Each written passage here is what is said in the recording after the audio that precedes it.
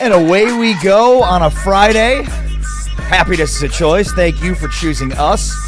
Along with James Westling, I am Ari Temkin. Great to have you with us today and every day here on your home for the Big 12. Tune in Big 12 Studios. We are presented by Modelo. On today's show, we'll continue to unveil our Big 12 today, all Big 12 teams, running backs, to our top three teams for Big 12, all Big 12 running backs. Grant McCasland, the Texas Tech basketball coach, who will be in Dallas this weekend for Texas Tech and Arkansas, joins us in the final hour of the show. Plus, we're talking hoops with the longtime Kansas assistant coach, Norm Roberts. Bowl season is here. It starts this weekend, plus Army-Navy this weekend. We'll be talking football, of course. And with it, also bowl season and Christmas shopping go hand in hand, as we know. And so I cannot wait to hear the latest installment of the trials and tribulations of James Westling's household during Christmas time. The Christmas shopping. Hanukkah starts. First night of Hanukkah is Sunday night. Christmas is less than 2 weeks away, James. So how is that Christmas shopping going? It's going okay. Another development, which I'll reveal later on during the show. With the Hanukkah shopping, how much goes into that? And is that mostly you that kind of spearheads that? Is it 8 nights of one gift each, or what's the process in the Timken household? Because we've never really talked about this. Yeah, everybody's different, and so you some kids will get a gift a night over 8 nights. Some will get like one huge gift, and it's like, well, that should take care of all 8 nights. Some get like multiple huge gifts, or 7 nights of clues leading up to that one grand finale. No, you can't. Can't do that. Yeah, no, that's okay. that's outrageous. Clearly a no-go. Got it. What? Got it. I would never. Although that's actually kind of a good idea now that I think about it. Well, and it's a fun little game. So my wife is first-generation American, and so it's funny because she kind of grew up in a house that, like, she didn't do much shopping. She didn't get a lot, and she always talks about that. And even now, like today, like, she's afraid to spend money. So, like, she hates to do it. So, like, she won't even buy anything online. She'll just, like, send me a link and be like, can you buy this? And it's like, I'm doing a show. You're perfectly capable of doing this. Like, that's ridiculous. But she can't do it. She'll put it in her cart. She gets to the checkout, and she's like, I can't do it. Okay. Which is shopping trauma. As I've heard, is a very unique situation. So I'm the shopper of the house because of it. And so, yeah, I do the majority of the shopping. And I feel like I've told you this before, but I tend to accumulate a lot of gifts over the course of the year because I'm always on these different deals websites, and at different times you jump on a pretty good deal for like a Lego set or a video game or something else, and then you kind of hoard it, and when the time comes, suddenly, voila, you've got a perfectly good gift. Mm-hmm. You're a bargain hunter. That's the word I was looking for. What was that show that was on TLC that was about, like, obsessive couponing? I don't know. Coupons, do they still exist? Can you still coupon? Yeah, and there were, like, people that would... Extreme couponing. Was that it? Thank you, Will. Great assist, Will. Producer, hype man Will. Will has had some banger one-liners over the course of the week, just as our ultimate hype man. And we can't tell if he's joking or not, or is being super passive-aggressive. Like, there's a lot of confusion in this studio. Right, because he's very deadpan. And so when he's hyping us up, we're like, suddenly, at first it was like, oh, wow, that's cool. This is great. And then now it's like, wait, is he just being, like, overly sarcastic? Yeah, you're great at what you do. Yesterday after the show, we were doing some just generic promo reads. We had to look into these cameras, and we had to read a few lines for Big 12 Studios. And I get done with my set, and Will is on the phone with our producer, Anthony, at Big 12 Studios, and his exact words were, yeah, Westling just hammered that out at an elite level. I was like, I don't know if he's being serious. Like, he literally... Like, was I good, or was it just really bad? All you did was... just read a sentence and looked into the camera. Just hammered it out at an elite level. I left this studio. I've never felt better about myself, so thank you, Will. Those 5 words, they were legit. And consequently, I went after you and stumbled a few times and lost my mind. I mean, the bar had been set apparently pretty high. But yeah, we'll have some Christmas shopping updates. My wife can't stop. She won't stop. She can't stop. Won't She stop. Will Rockefeller not be, to the top. Won't be denied. We have packages being delivered to the neighbors, and I'm convinced that these Amazon delivery guys are like, it can't be going to that house again. I've been there 6 times today. I'm going to drop it off next door and assume this was a typo. Or Lacey's so self-conscious about it No, she doesn't that give she two Fs. has them delivered to the next door neighbor, and she's like, "Shh, just don't." No, she doesn't. Oh no, she's got a rebuttal for everything, and it's a pretty good case. Yeah, it's a pretty good case. You know, I'm not really doing a lot right now to help when it comes to the Christmas season. We don't have Christmas lights on the house. I figured you could have just stopped. I'm not doing a lot to help, and then period, end of sentence. Yeah, well, you get the idea. So I don't have much of a case right now, but we'll work through some ideas today. So if you remember, by the way, Christmas is 13 days away.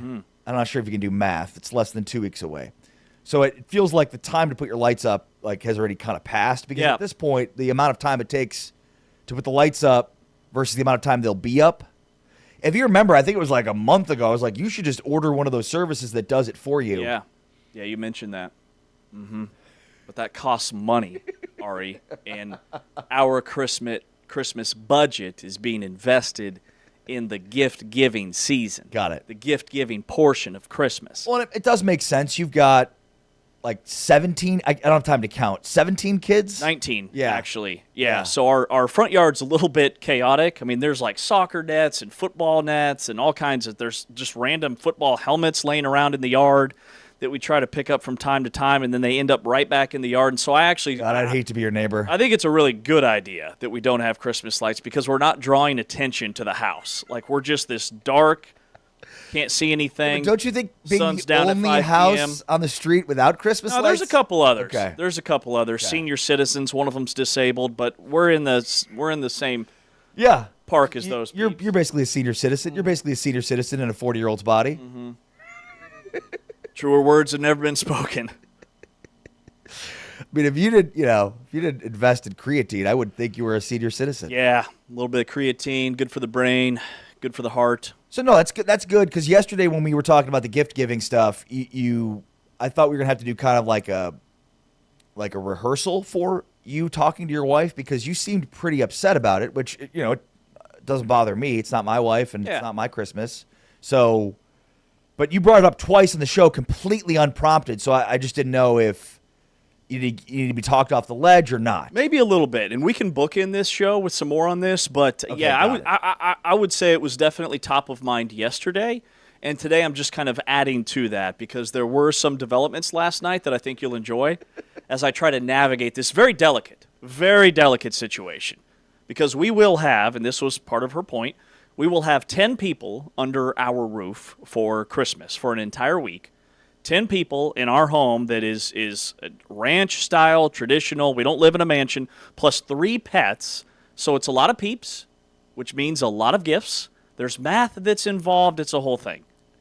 Yeah, everybody needs a gift, so that's 10 gifts. Right, and if one person gets a gift, 10 total. Right, that would be the idea. But we're trying to keep it even, apparently. So if 10 gifts is even, right? It's pretty even in my mind as well, or even 20 gifts. Settle 20 gifts. But if she finds something for one person, then she's like, well, I've got to get 9 more. I've got to keep it even. Do you think the kids will count the gifts? Be like, I got 4. Yeah, but one of those is bigger than the others. Yes. Does price also take, you got to take price into account, right? Like, not all gifts are created equal. If you get a sweater or like a PS5, No, I'm with you on that. That's not one-to-one. But no, it's all about, there will be counting. Dollar amount excluded, but there will be counting for sure. Are there specific Christmas traditions that you participate in, whether it comes to decorating the tree, whether it comes to, well, obviously not putting up the lights because you haven't done that yet, or are there any that you grew up with? I would say growing up, we always went to the grandparents' house Christmas Eve and then Christmas Day, and I have very vivid memories of like driving home late at night Christmas Eve and looking up into the sky and maybe seeing Santa with my parents, but now we're a big blended family, and there's a lot of moving parts, and there's blended families from those blended families, and so really it's more of what the calendar looks like for us. And so I would say one small tradition we have is just decorating the tree. There's not like a hard date that we do it, but we all get together and we decorate the tree, my wife and I, and whatever kids want to be involved. But it's something special that her and I do together. Nice. That's great. Outside of that, no. In fact, last year it was just me and my wife on Christmas. House to ourselves, quiet. So it wasn't our year. Opposite, yeah. Exactly. Last year, just her and I. This year, double-digit people under our roof. Wow. Yeah, I mean, it's funny because Christmas is an American holiday. Obviously, there's, Christian ties to it, but it's such an American holiday. And, I've always, I found the happy holidays thing funny. Maybe it's just me, but anytime somebody wishes me a happy holidays, like at a store, I kind of get angry about it. Yeah, you get defensive. Almost like, what are you profiling me here? Like you think I don't celebrate Christmas, and so you've just gone off with the happy holidays? Just BS? assume I hate Christmas? Well, it's ironic in this haste to be inclusive, we're being exclusive in a sense, right? Like, well, no, I wouldn't say Merry Christmas to you. You're not, no. Exactly. It's like, I want to be a part of this. Yeah. Can I be included in it? So I will, if somebody, at Target checking out, they say, Happy Holidays, I'll be like, Merry Christmas. Very aggressively. Very aggressively. Oh, an aggressive Merry Christmas. Very. Not like a joyous, passive-aggressive Merry Christmas. Well, yes, from time to time. But there are times where it's like, what, are you making assumptions about me now? Merry Christmas. And it's like, I also want to be included. Like, the Christmas season sounds fun. It sounds like a lot of fun. It's pretty fun. Yeah. Yeah. The biggest regret I have in my life, not waking up on Christmas morning and running to the tree and grabbing gifts as a kid. Like, that seems like the greatest thing ever. Mm-hmm. Instead, it's like, let's light some candles, then you can maybe get a gift. Yeah, so the 8 days are leading up to what date? It's just 8 days. They thought they had oil for one night, it burned for 8 nights. Voila, we get 8 days. Wait, but where are the 8 days on the calendar? It changes every year. Okay, got it. It's based on the Hebrew calendar, okay, if you will. What are the 8 days this year? Sunday's the first day. Which is the 14th. So it'll be wrapped on the 22nd. Yes. We're doing simple math here, right? December 14th, December 22nd, you said 8 days. I don't know who's dumber right now, you or me. For some reason, I had 11 in my mind, and so I was like, no, it's the 25th. Christmas. Yeah, so what does the week of the 22nd to the 27th, say, look like? Nothing. Nothing. Okay, that was my question. Yeah, will you get together with family? This year we're getting out of the way for Christmas. We're clearing the way. Giving you a good 4 days, 3 days to right. really get. Because it's like a whole 2-week block in our area that, people just shut down, right? Like the week between Christmas and New Year's, nobody does anything. And then most people start their traffic on the way to work. There was nobody on the road this morning. Yeah, it feels like the month of December. It's like, do people just take off December? Right. I don't. Is that what's happening here? You're right. There is less cars on the road in December than in any other month this year. Totally, by far. Other than the summertime. Yeah. Which also, it's like, how many people are these teachers? It's bizarre. Yeah. Yeah, it's bizarre. Education's a big workforce. Will nodding his head in a very serious manner, like, yes, it is. Yes, it is. Right, man, Will. James Westling, Ari Tepkin. This is Big 12 today on Big 12 Radio. We are presented by Modelo, and of course, you can always find us on the TuneIn app or at Big 12 Studios. And to find out all of the platforms in which you can get Big 12 Studios, go to big12studios.com. We welcome your comments and questions on YouTube under the Big 12 channel, where you can tell us your Christmas traditions. Always fun to hear about some of the other Christmas traditions that are going on. We've got Army-Navy this weekend, America's game. And, it's interesting because it was moved to this weekend, I don't know, a decade ago, maybe a little bit more. And the reason it was moved to this weekend was that it would be sort of by itself. It would be the only game in town. It came before bowl season started, but after the start, or after college, or after conference championship Saturday. And bowl season started to creep up now. So it's not by itself now anymore. The bowl season starts this weekend too. We've got the Bucked Up LA Bowl featuring Gronk, where Gronk, I guess, just runs around and has a good time in L.A. On Saturday. We also have the Cricket Celebration Bowl, which is the HBCU National Championship. You have the IS4S Salute to Veterans Bowl.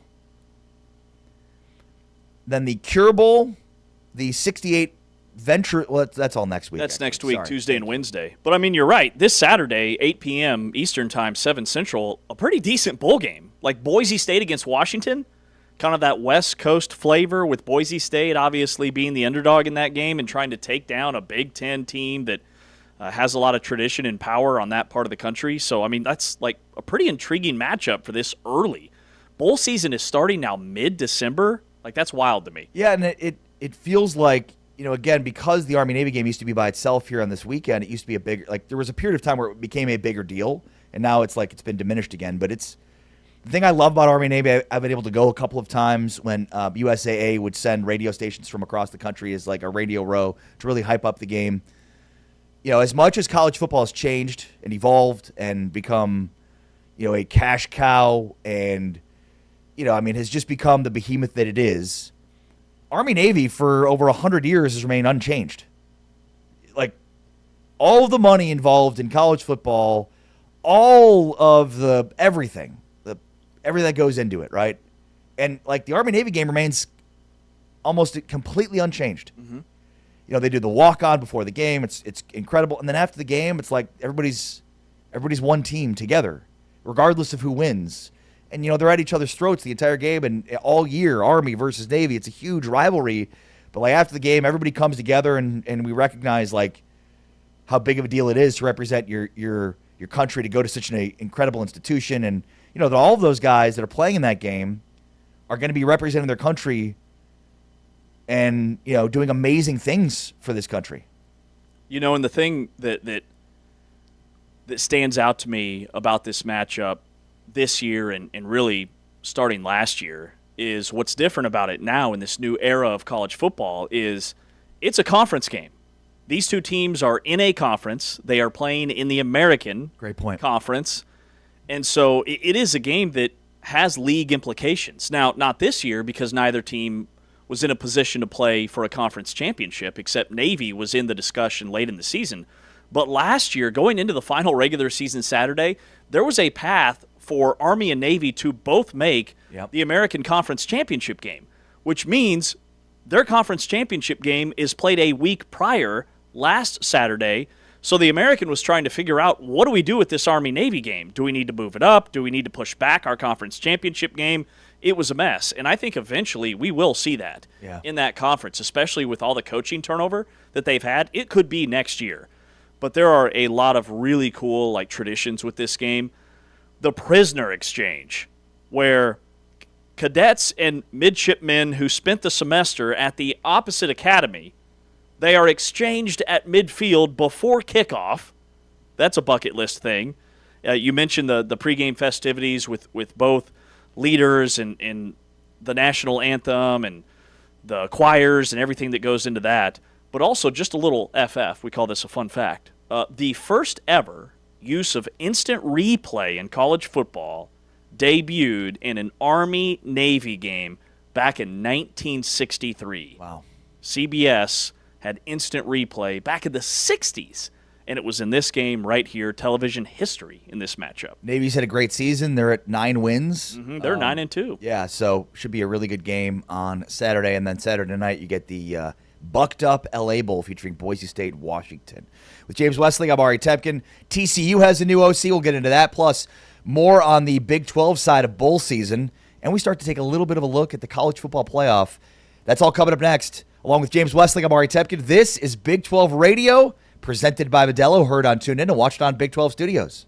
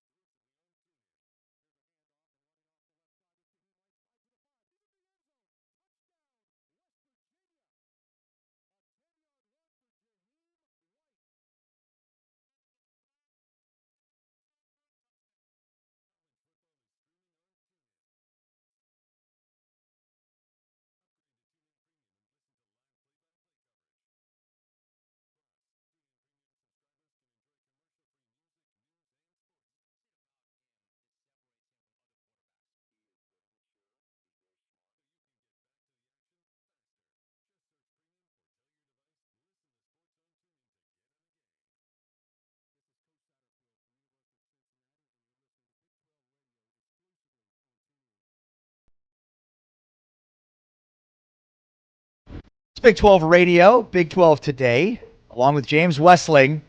I am Ari Tepkin, on social at James Westling. I am on social at Ari Sports. Big 12 Radio, powered by Modelo. And we are on TuneIn. Make sure to download the TuneIn app and favorite the channel. That way it shows up each and every time you open up the app. Plus, you can also find some segments you might have missed on demand on TuneIn or any of the podcast platforms that you frequent. Just search Big 12 Radio, and you'll find James and myself. Also, make sure to check out Big12Studios.com, which you can find all of the places in which you can be streaming us live, including YouTube, where we love to have a constant group of fans, friends, and others that join us. I say others. Sometimes there's people that... Is my Uber driver still in there? Who's that? He's been a dude. I think his name was Clay. I don't know. But Bracket Cat is there every day. Bracket Cat. Wonder how he feels about Jerome Is that Tang. Kansas State Bracket Cat? Is that Arizona Bracket Cat? Pretty sure it's your guys. It's your cats. K-State? Yeah. Got the throwback logo on today. When in Probably doubt, can't you see know, it just 'cause be my the laptop's here, Wildcats, but- right? When in doubt, just be the Wildcats. Man, I thought Kellis Robinette had a just little interesting side nugget that there was nobody at that Mississippi Valley State or Delta, whoever they played the other night, in the crowd. Like Bramlage Coliseum, K-State's early non-conference games, even against schools like that, like lesser opponents, they were still putting 9, 10, 11,000 people in the seats because of P.J. Haggerty, the nation's leading scorer. Like there was a lot of excitement around this team. And they're 5-4. And I don't think you can lose 5 or 6 non-conference games and have a chance to make the NCAA tournament. And that is a huge benchmark for Jerome Tang this year. I know that Gene Taylor has brought in a new football coach, and they've got to invest a lot of money in that side of things. But after going to the Elite Eight to miss the dance 3 years in a row, man, it's not looking good in Manhattan. Yeah. And by the way, big game for the Bracket Cats, the Kansas State Wildcats, on Saturday because they're going up against a Creighton team that's also fairly disappointing with a 5-4 start. Creighton's been, perennial power in the Big East. They are a consistent tournament team. Well, they're hosting K-State this weekend, and they're also 5-4. K-State's 6-4 after their win over Delta, Mississippi State, Valley. So 6-4, 5-4, two disappointing teams. I mean, the slate this weekend of the Big 12 is loaded. Kansas goes to NC State. Arkansas and Texas Tech are playing at the American Airlines Center. By the way, Grant McCasland, the Texas Tech basketball coach, joins us in the final hour. We've got Bedlam in Oklahoma City, Oklahoma State, and Oklahoma. Oklahoma State at that 9-0 start. Cincinnati and Georgia, although Georgia's not very good this year. No, they're 8-1, sorry. So they're off to a pretty good start. UTSA and Colorado. That's not a great game, but I had to throw it in there. How about 8-2 Santa Clara and 8-2 Arizona State? And then the big one of the weekend will be Saturday night between Arizona and Alabama. 1 versus 12 in Birmingham. So that one should be interesting. And, what's kind of interesting, too, is we look a little bit deeper at some of these games. So, technically that is a neutral site game. And the reason it's important and an important distinction is because of the net rating, which is, the all-powerful, all-seeing being that decides the fate of college basketball. Well, if Arizona's playing Alabama and Birmingham in a neutral site game, that's really kind of a road game. But yet in the net, it counts as a neutral site game. Yes. And it is very much a flaw with the system. And they're so basically, it's if you win a road game against a team in the net ranked 1 through 75, right? 75, right? Yes. It's a quad 1 win. Correct. If you win a game against a top 50 team in a neutral site, it's a quad 1 win. Correct. Yeah. That's significant. Very much so. And a lot of these games, in fact, all of them, are neutral site games. Okay, Cincinnati, Georgia is another example. That game is in Atlanta at State Farm Arena, home of the Hawks. That will be a neutral site game. Quote unquote. For Cincinnati. Yeah. Even though it's in Atlanta, Georgia. Houston played Florida State, the game that I had for NBC last weekend. The game was in Houston. The game was less than a mile from the Fertitta Center. They played it at the Toyota Center where the Houston Rockets play. And I was a little confused, frankly, going in, And I asked the Florida State coach, Luke Laux, I said, is this a road game or He goes, no, it's a neutral site game. And he goes, they're coming back to Florida to play us next year, and it will be a neutral site game, but we'll play it in Tampa or one of these. We might play it in the arena across the street. But it's going to be all Florida State, and it'll be a true road environment, but still on paper, to your point, a neutral site game. So when I look at teams' records, and I always see that road record and that neutral record, I always put an asterisk behind the neutral because a lot of those games are true road environments. But it matters when the net rankings come out because it's sort of deceiving in a way, where what a game that's counted as a neutral site game should actually be counted as a road game. Yes, and that's one thing that, frankly, they need to fix. Everything at the Houston-Florida State game, it was all Houston. All the graphics, all the signage, everything inside the arena, it was a Houston game.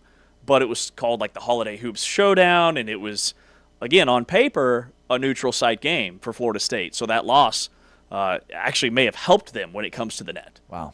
All right, that's James Westling. I am Ari Temkin. We have so much to get to. Gary Stokan, who's the CEO and president of the Peach Bowl, will join us coming up in about 10 minutes from now. One of the semifinals, in fact, if Texas Tech beats Oregon, which I'm presuming is who they're going to play in the Orange Bowl, in the quarterfinal match, then Texas Tech would get a semifinal in the Peach Bowl this year against the winner of Indiana and whoever Indiana would be playing. The winner of Alabama and Oklahoma, which we haven't filled out a bracket yet, but my bold prediction, and I've watched Indiana a lot. I think they're legit. But I think the winner of that Alabama-Oklahoma game is going to beat Indiana.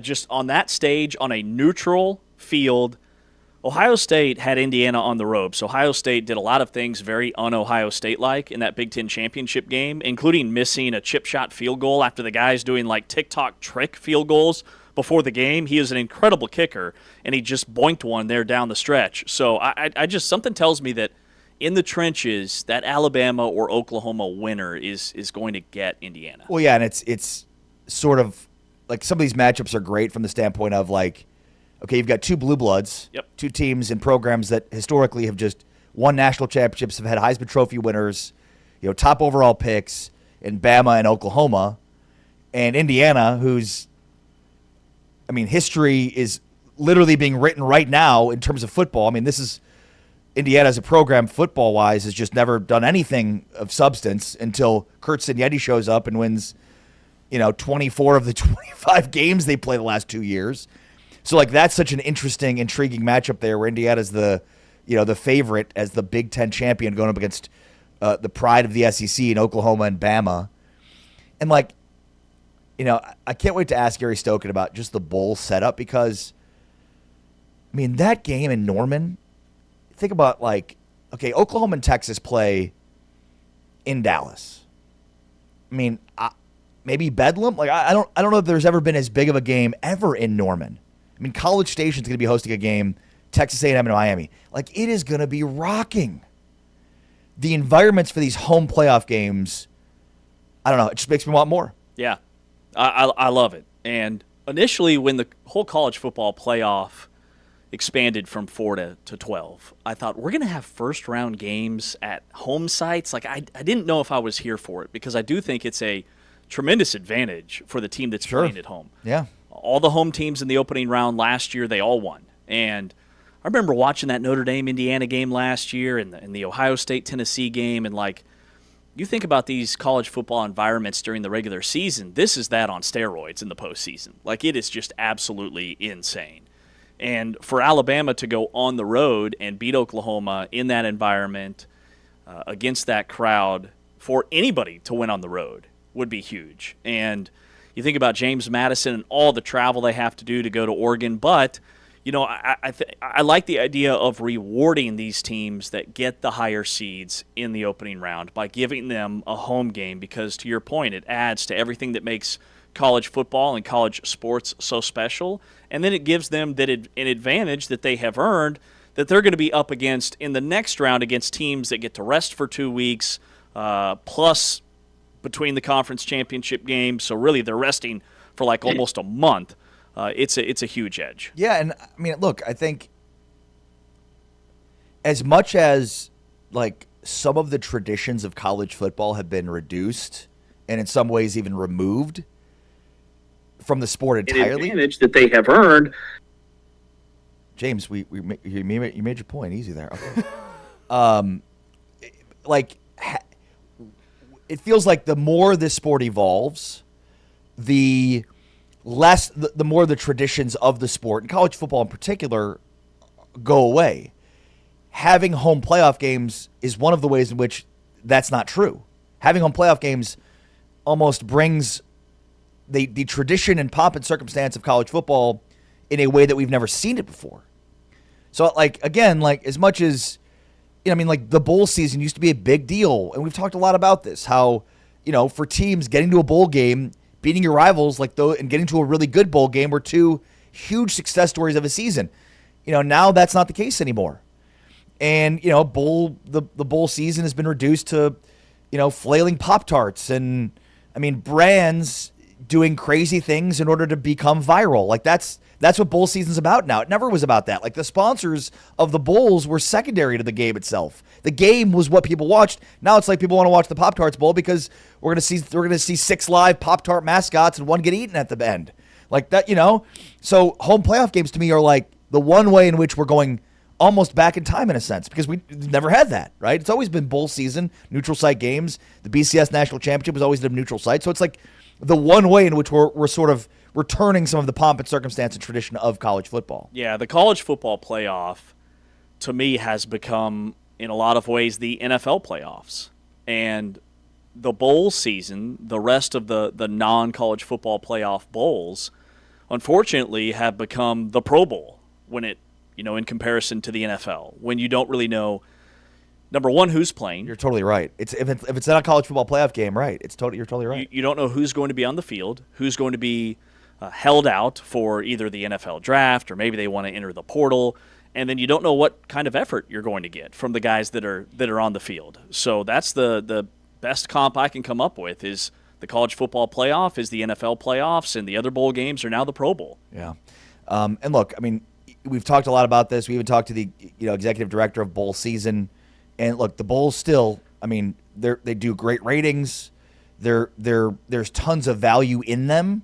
I'm not trying to diminish that at all, but it's just interesting how they've evolved. And again, these home playoff games that are going to be for a first round are going to be incredible experiences. More bowls need to do what the Pop-Tarts Bowl is doing. Yeah, Come up with a way, creatively to get fans engaged, whether it's social media, whether it's things that they're doing with the fans that attend the game, post-game with the celebrations, halftime. There are so many different things that these major sponsorship groups of these bowl games can invest in to make it more of an event, because whether we like it or not, the play on the field has been diminished with teams holding out and players holding out. So let's figure out a way to make these games more must-watch TV. All right. Last year, the Peach Bowl was incredible. Arizona State and Texas. This year, Texas Tech could be back in the Peach Bowl for the Big 12. If they win their quarterfinal matchup in the Orange Bowl, they'd be back in the Peach Bowl. Let's talk about it with Gary Stokan, the CEO and president of the Peach Bowl, next. This is Big 12 Radio, Big 12 Today, heard on TuneIn and watched on Big 12 Studios.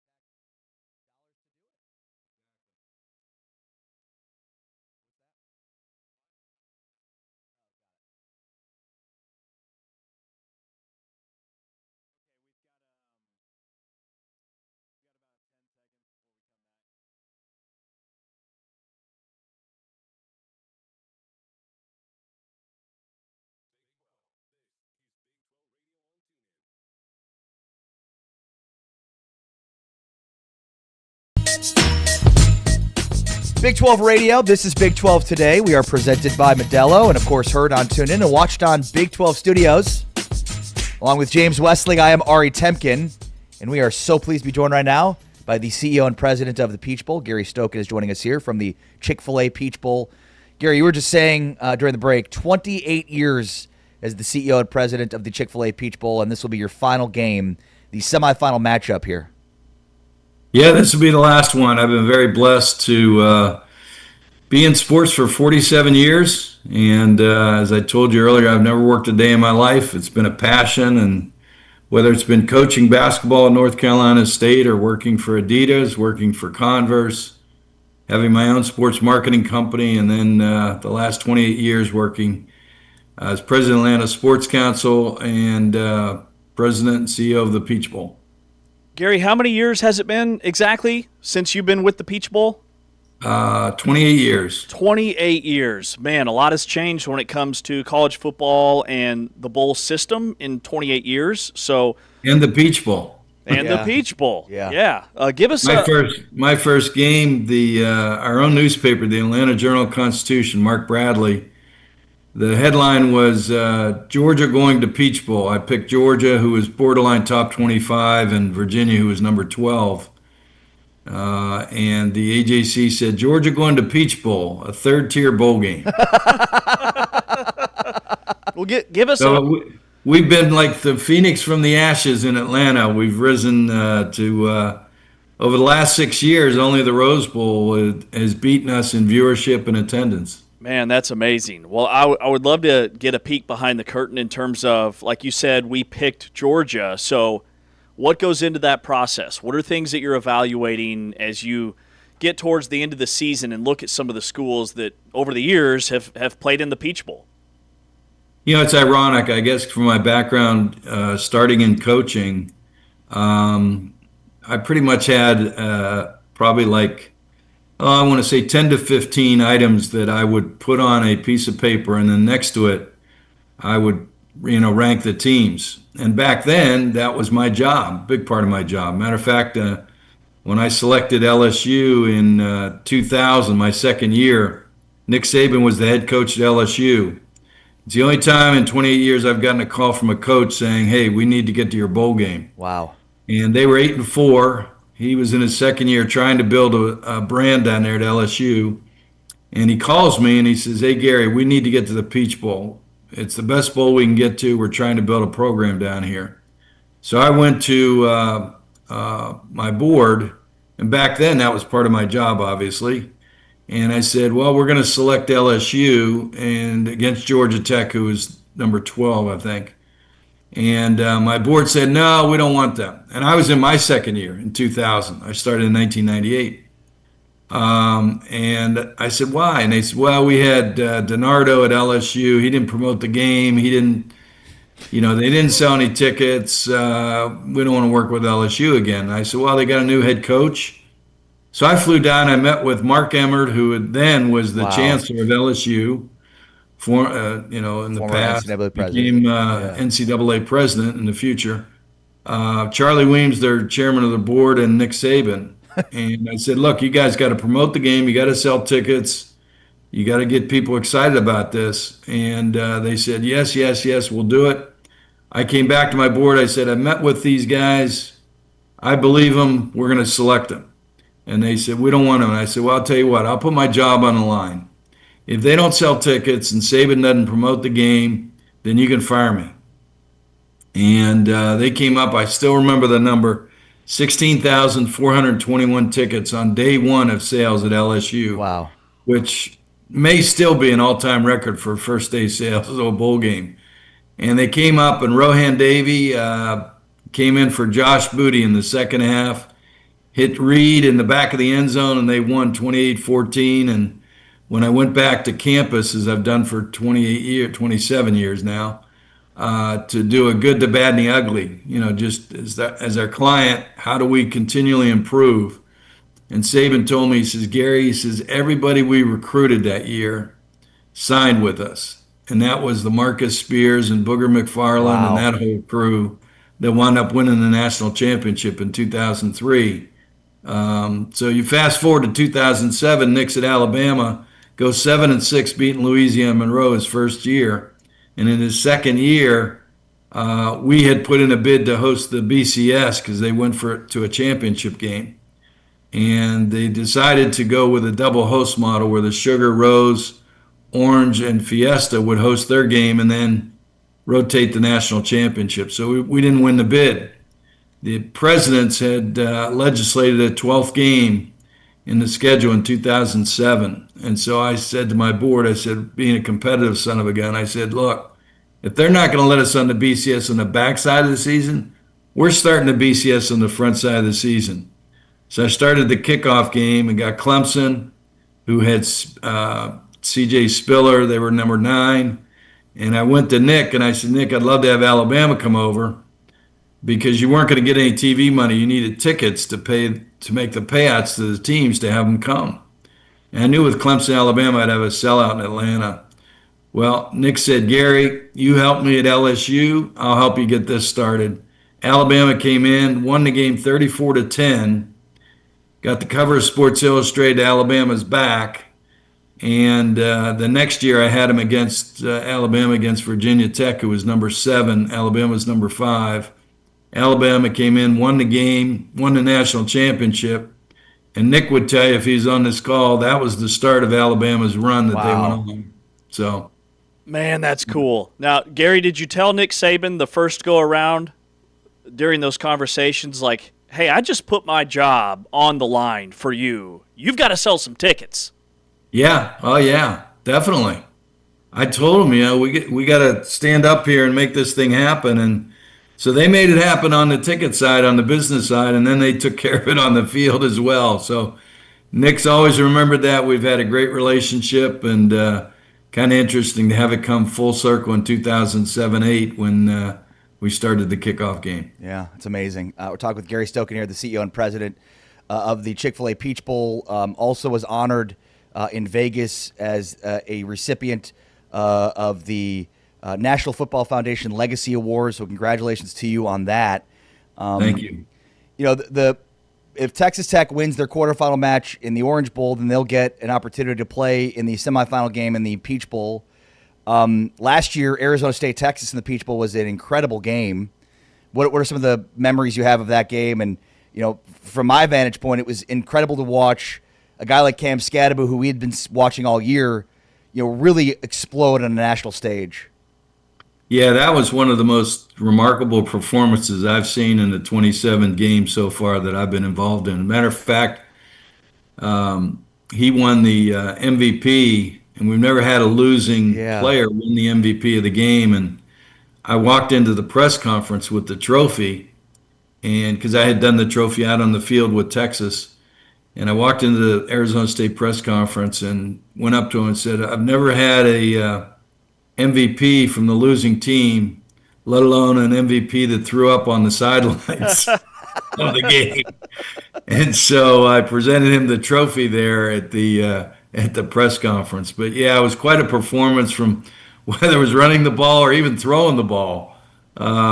He did a great job. And I just went to the Arizona State-Arizona game, last Friday or the Friday before, right after Thanksgiving. Yeah.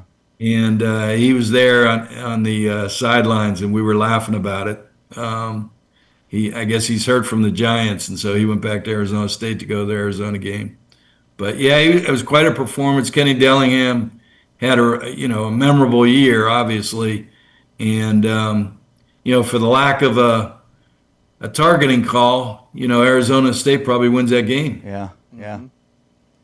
Gary, with your pedigree and your track record and how you've grown this incredible event in your 27, 28 years, let's say hypothetically you were the CEO of all of college football. What's the first thing you would change? Which we need, not necessarily me, but we need, I've been the benefactor. My dad had 3 jobs, made $17,000, the most money he ever made. So I wasn't going to school, and I got a scholarship and, played basketball at North Carolina State, picked splinters out of my butt, but started one game and got my education and then coached there for 3 years. And, the mission of college football or college sports is to give a kid an opportunity for an education, get him a free education with a scholarship, and then get him a degree. And we are totally missing the mission of college football now, college athletics now. It's all about the money is the answer to everything, and then you ask the question. And unfortunately, we need a commissioner of college football, college basketball, women's basketball, and college baseball. Their board should be 2 presidents, 2 ADs, 2 commissioners, 2 coaches, and 2 players. The Olympic sports should be put under the national governing bodies, USA Swimming, USA Gymnastics, USA Track and Field, and being a part of their competitions where they can compete regionally, where you don't have to spend money sending a softball team from Rutgers to, play USC in California, which is crazy. There's 3 ways to make money. 1 is to create more revenue. 2 is to cut expenses, and 3 is to do both. And unfortunately, we're everything is out of whack. But if you had a commissioner of college football, to your question, and then you had a board that I just talked about, now you could decide what the vision of college football is going to be. Without a vision, you have chaos. And the presidents, God bless them, on campuses are running billion-dollar companies on campus, can't know everything about sports, don't know everything about sports. Right. So they can't cast a vision of where the organization's going to go, but they're in the leadership position. And so you've got a problem there, number 1, with leadership. And they don't want a lot of heat. And you got to be one to take heat as a leader because you're not going to get everything right. So if we had a commissioner and that board that I just talked about, they could create the vision and then deal with the calendar, the signing date for high school, the transfer portal, the contracts for the coaches, that they're not, they're contracted for a year like the NFL guys are, and after their bowl game, they're done. There's so many issues that,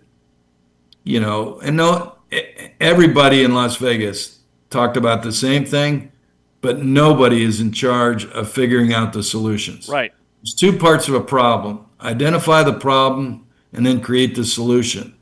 We got a ton of problems, but no one's creating solutions. Who are the people that can create those solutions? Yeah, that's a great question. That's a great question. And, I think it takes a consortium. I think it's, like I said, it's got to be the presidents.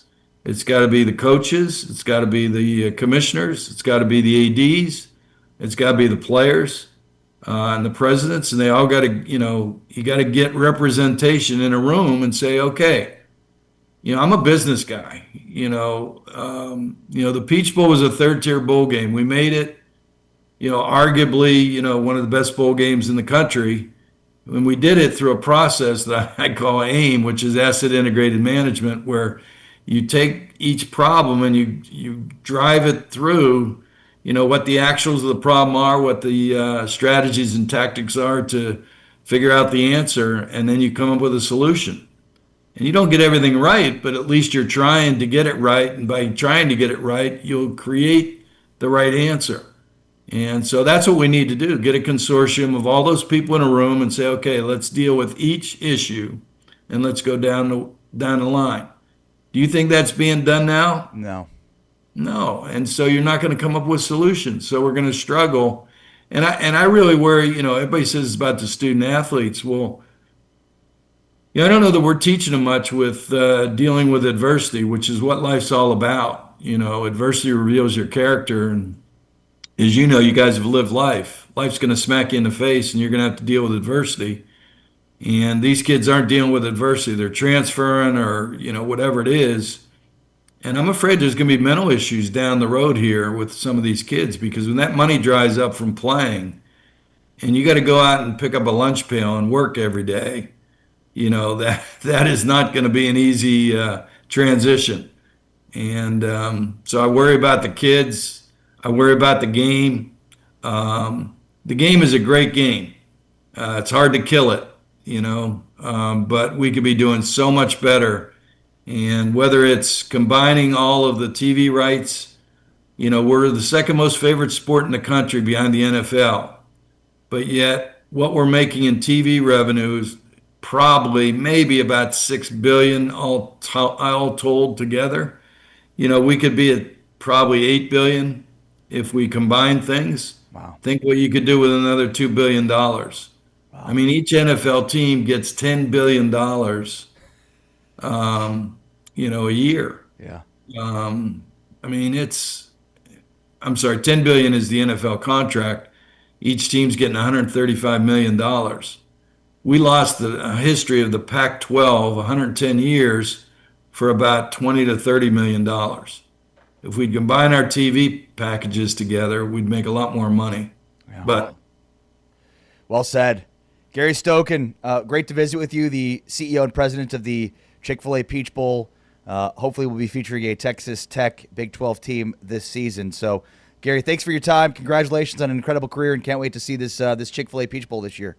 thanks, Ari and James. Have a blessed Christmas and holiday season. You too as well. Thanks, Merry Gary. Christmas. Thank you. Gary Stokan joining us here on Big 12 Radio. And, I mean, it's such a great point about, facing adversity. And, what's really interesting, too, on that front, James, is so Iowa State and K-State opted out of bowl games. And I know from the Iowa State side, it was like, well, they took a vote amongst the players, and the players don't want to play it. Man, I don't know that was the right decision. I mean, you think about, the ultimate of leaning into facing adversity. Why? At some point, somebody's got to be the adult in the room and say, no, we're playing this game because it's important, because nobody ever opts out of bowl games, because it's never happened before. It's like in college football, there's no adults in the room that are making the right decisions here, guided by the right reasons. I mean, you've got Peep of Aqua going crazy like a petulant child publicly in a way that's like blaming everybody else but yourself. Mm-hmm. At what point do we look inward and blame ourselves for things that happen in our lives? It's a really important lesson in life. Some things you're responsible for, good or bad. And the Kansas State players also took a vote, and that's why they opted out of their bowl game. So you've got two teams in the Big 12, and then down the line you had two or three others that could have played in a bowl game, and they all opted out. And that is an example of being hit with adversity, to Gary's point, and how do you respond? I love Gary's vision when he's talking about college football has a lack of mission statement and vision right now. Everybody's got these problems identified, but nobody in charge of coming up with the solution. And that's a lack of leadership at the top. And it's going to take a tremendous effort from a lot of different parties doing a lot of different things to come together to identify who that leadership or who that alpha is going to be that's going to lead college football into this new era. College football needs a commissioner. College football needs a CEO. We don't have one. And Gary's talking about we need a CEO and we need a board. And I love the kind of the way that he distributed who those board members would be. It sounded even. Everything sounds really good. But who's going to be the one that rallies the troops and makes it happen? That's James Westling. I am Ari Tepkin. This is Big 12 Today on Big 12 Radio, presented by Modelo. Each day we're unveiling a new position group in our all-conference teams. Running backs are next, and this should be a highly competitive category. With James Westling, I'm Ari Tepkin. This is Big 12 Radio, presented by Modelo, heard on TuneIn and watched on Big 12 Studios.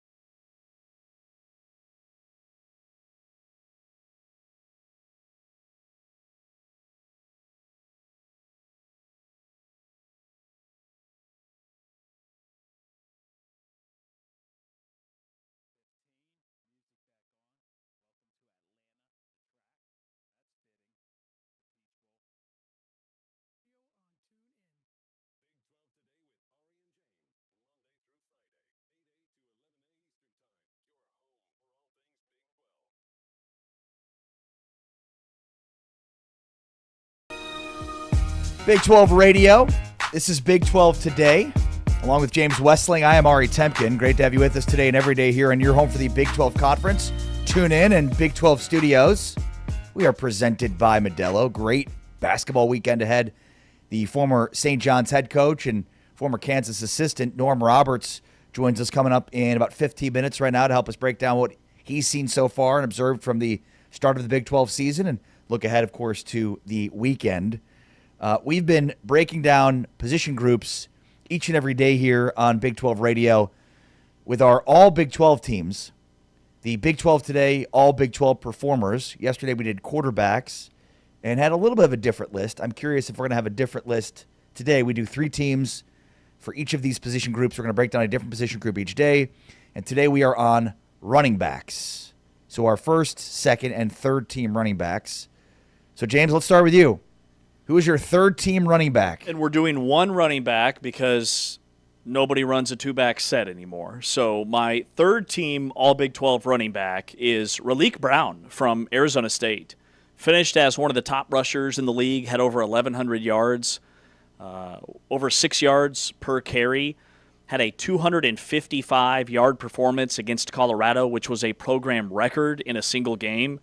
He's also a former 5-star recruit, according to Rivals.com. He went to a powerhouse high school out in California, signed with Oklahoma and Lincoln Riley out of high school, transferred from Oklahoma to go with Lincoln Riley to USC, and then couldn't get on the field, battled through some injuries. His first year was last year in Tempe, but he only played in 2 games, took a medical red shirt, and this year I think he was one of the most underrated backs in this conference. All the headlines were around Sam Levitt and Jeff Sims, who stepped in at quarterback, but without Raleek Brown, I don't think Arizona State has the success that they ended up with this season. He lived up to the hype in 2025. Yeah, and in fact, I'm surprised we agree here. Based on the numbers, it's almost like we have Raleek Brown a little bit too low. And it's funny to sort of think about going into the season, we wondered how Arizona State would be able to replace Cam Scadaboo. And, like, of all the issues that Arizona State had this year, that wasn't one of them. Yeah. And I think early in the season, like the Mississippi State game, the loss there, maybe it was like Raleek hadn't established himself. But, by the end of the season, there was no doubt who the feature back at Arizona State was, and a guy that, was certainly going to be one of the top 2 or 3 guys on our lists here. So, legit dual threat guy, one of the top rated running backs via Pro Football Focus. Yeah, it's no surprises here for Raleek Brown. In fact, again, I thought maybe you might have had him a little bit higher. And I almost put him lower just based on some other factors that went into some of the other guys. Well, he's only a junior, and he is a name to keep an eye on this offseason, because if he comes back to Arizona State, that's very attractive for what next season could look like for the Sun Devils, for whoever their quarterback is going to be, because we know it won't be Sam Levitt, it won't be Jeff Sims. He is out of eligibility after 17 seasons in college football. But whoever comes in there at quarterback has a bell cow running back in Raleek Brown, who's only about 5'9", 5'10", but he's over 200 pounds. He's thick. He's got breakaway speed. He's, like we said, super undervalued in a conference that had a great year of running backs. Okay. Who's your second team Big 12 running back? Yeah, my second team running back is Cameron Dickey, the running back from Texas Tech, who was a 3-star recruit out of high school, went to Crockett High School in Austin, Texas, where he was a dual-threat quarterback, which is why he kind of slid through the cracks in the recruiting process. And Texas Tech did a tremendous job of identifying a guy that they told me 2 years ago was going to be a dude for them eventually. He has elite ball skills and elite instincts as a rusher. And I think he's super undervalued in terms of his speed. I mean, he had a top 5 GPS time on some breakaway runs this year, over 1,000 yards, 14 rushing touchdowns. And again, everybody talks about Texas Tech's defense. Nobody talks about Cameron Dickey. And he's a guy that can make guys miss in tight spaces with a low center of gravity. He shares the touches with other backs like Jacoby Williams and then the passing game. But I love Cameron Dickey. He's my second team all-league running back. It's kind of interesting. I think when people look at Texas Tech, from the outside looking in, I don't know that they realize how good their running game is, because Dickey and Williams don't have, incredible statistics, because they share carries. In fact, watching the Big 12 championship game, there was a guy I was with who's, kind of an outsider to the Big 12, and he's like, oh, speaking of Williams, like, oh, that guy's incredible. Like, he's their feature back? And I was like, no, actually, he's not. He's sort of their secondary back. Right. It's the other guy, Dickey, that's their feature. That's, I don't want to say they're better back, but certainly the guy that got the majority of the carries. Cameron Dickey's also my second team all Big 12 running back. It looks like we're going to have the same three in our first, second, and third team. It's unanimous here, so I guess not as much of a differentiation between the two of us. And it makes sense. I mean, look, for me, some of the numbers may have favored Raleek Brown to be in the spot, but for me, it was the team success for Texas Tech and the success of the running back position overall that tipped the scales in the favor of Dickey. I mean, he led all Big 12 running backs, Dickey, in touchdowns, and just was a absolute red zone hammer for them. When you think about the touchdowns that were scored in the red zone for Tech, it's because their ground game with Dickey was the impetus for it. So, 5.5 yards per carry or 5.7 yards per carry. So an elite back with, still not a huge, when you think about like the year that Scadaboo had last year, like he was every down, and with the change of pace that Williams gives them with Dickey, it's an electric backfield. So Dickey also my second team running back for the Big 12. Well, I just keep circling back to the game he had against Kansas. I mean, he had over 200 yards in that game, and he was a one-man wrecking crew. He had defenders on skates. He was plowing through defenders, and just the way he gashed that KU team and a defense that at that time in the season was still a top-half defense in the Big 12. Like, it wasn't just this massive offensive line that Cameron Dickey was running behind all season. He did a lot of it on his own. Like his yards after contact, his forced missed tackles were all really high. And again, I think eligibility-wise, because he saved his red shirt, I think he's only a freshman. I mean, he has a sky-high ceiling. All right, L.J. Martin, first team all Big 12 running back here. Yeah. No surprises? Yeah, it's L.J. Martin. Thank you, Will. Over 100 yards per game, the highest-graded running back in the conference per Pro Football Focus. He had over 200 yards in their massive win on 32 carries against Cincinnati. He also, showed me this season that he's not just a workhorse type running back. Like, he can make guys miss. He had a huge missed tackle count in that Cincinnati game.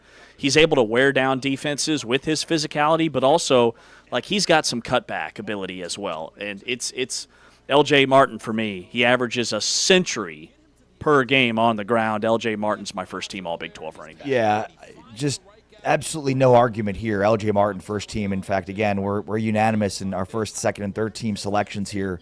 And maybe the order may have been different, but certainly it's pretty obvious who those top three backs are. Like, you could have maybe thrown a Carson Hansen or a Joe Jackson or somebody else in, but, I mean, it's clear who the top three were. And, look, L.J. led the Big 12 in rushing yards.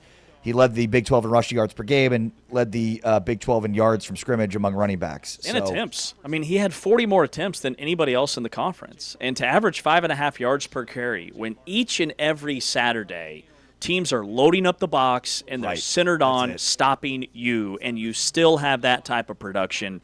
He was healthy this year for the first time. Remember, last year he missed like half the year with some injuries, and he was a dude.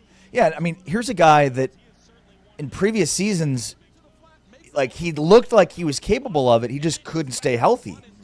And so he finally was able to prove that on the field this season with being the workhorse that he was. Again, leading the league in rushing attempts. And to your point, like, over 18 carries per game at 5.5 yards per carry. Everybody knew it was coming, and they still couldn't stop it. So when we look at all of the accolades that Bear Bachmeier might take home from a freshman perspective, so much of it is attributable to what L.J. Martin was able to do and clearing the way for Bear Bachmeier. And L.J. Martin is a junior. He has eligibility left. He plays like a senior. He plays like a guy that's been at BYU forever. He's built like a linebacker. He could leave. He may leave. We'll see. Is he an NFL back? I think so. I wonder. I'll have to. I mean, especially because I don't have the exact numbers in front of me, but he had to be one of the top 5 backs in the country after yards after contact. I mean, his ability to make people miss, to shed blockers, to maintain balance. I think he's an NFL back. What's his size? So he's a bigger back. Yeah. He's over 215 pounds. I think he's about 6 foot. NFL mock draft database, who takes a composite kind of where these guys grade out based off of all the websites out there. They've got him projected as a 6th-round pick.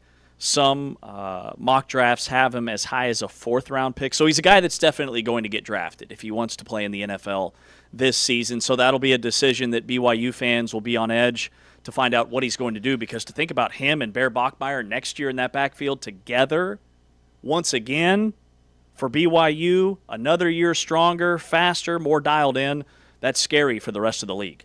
That's James Wesley. I'm Ari Temkin. That's a look at our Big 12 today, all-conference running backs. So quarterbacks, running backs, who are we going to do on Monday?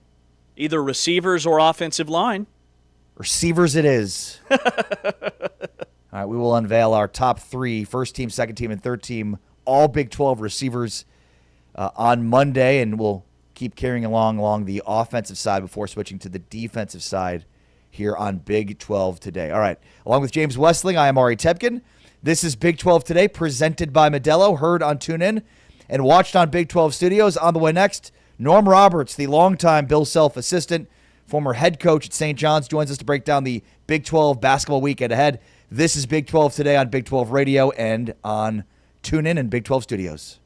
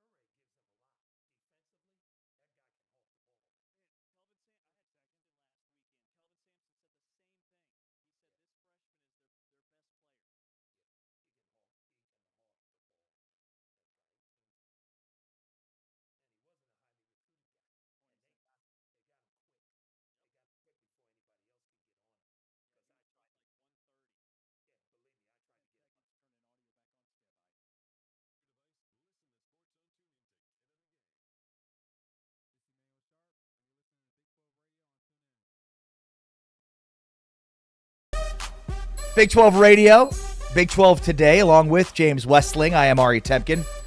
We are super excited to be talking with a guy that's become a common guest on the show, and we're so thrilled about that. Norm Roberts, longtime KU assistant, former head coach at St. John's, joining us to talk all things college basketball. What's going on, Norm? How are you? I'm doing great, man. Great to be on with you guys. Yeah, it's always fun to talk hoops with you, and certainly a guy that will forget more hoops than I'll ever know.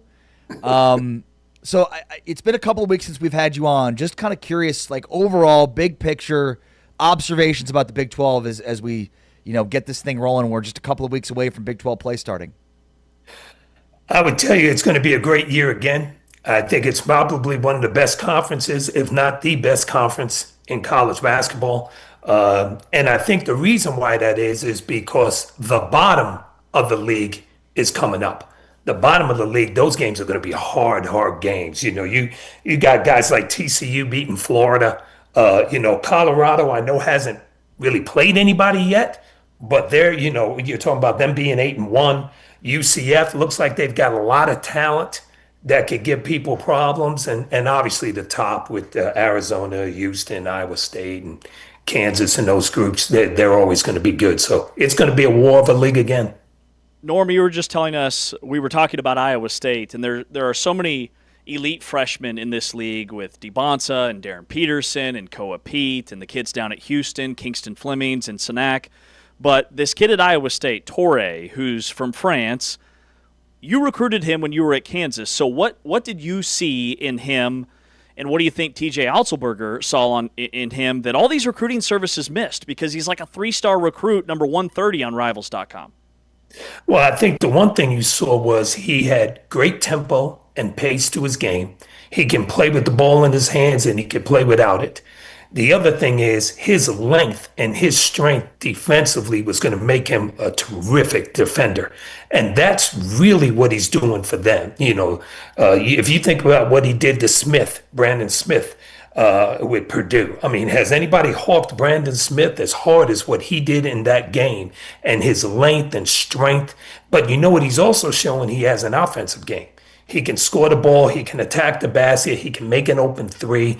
He is going to be a really, really good player.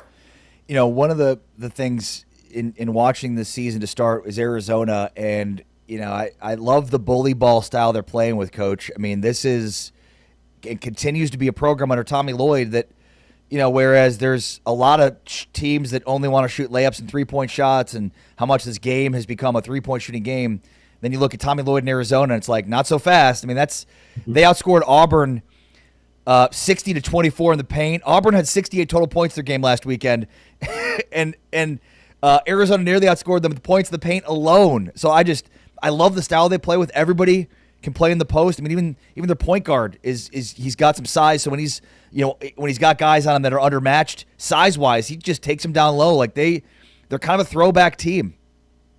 Jaden Bradley, he was always a power guard.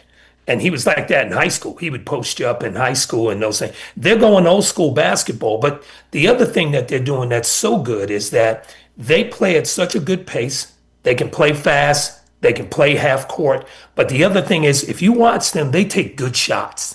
They don't take bad shots. So what happens when you play really fast and shoot a lot of threes, that means long rebounds. That means transition for the other team if you're not making them. That's not how they play. So they always have good balance, both offensively and defensively when they play. Norm, you were talking about the strength of the league, and I think the Big 12 is like 14-2, at least as of a few days ago against the SEC. Last year, the SEC was the best conference in college basketball. This year, it would appear it's the Big 12. What do you see from the Big 12 this year that maybe the league didn't have last year, or just in recent years, how does this league this season stack up? I think all the coaches did a great job in the portal and constructing their rosters, where that they have kind of complete teams. They have teams that can play different styles. They have teams that have depth inside. They have teams that have guys that can come off the bench and help them. I think they've all done a great job in that way. And as of right now, they're all playing really well and cohesive together. And I think there's been a great emphasis defensively.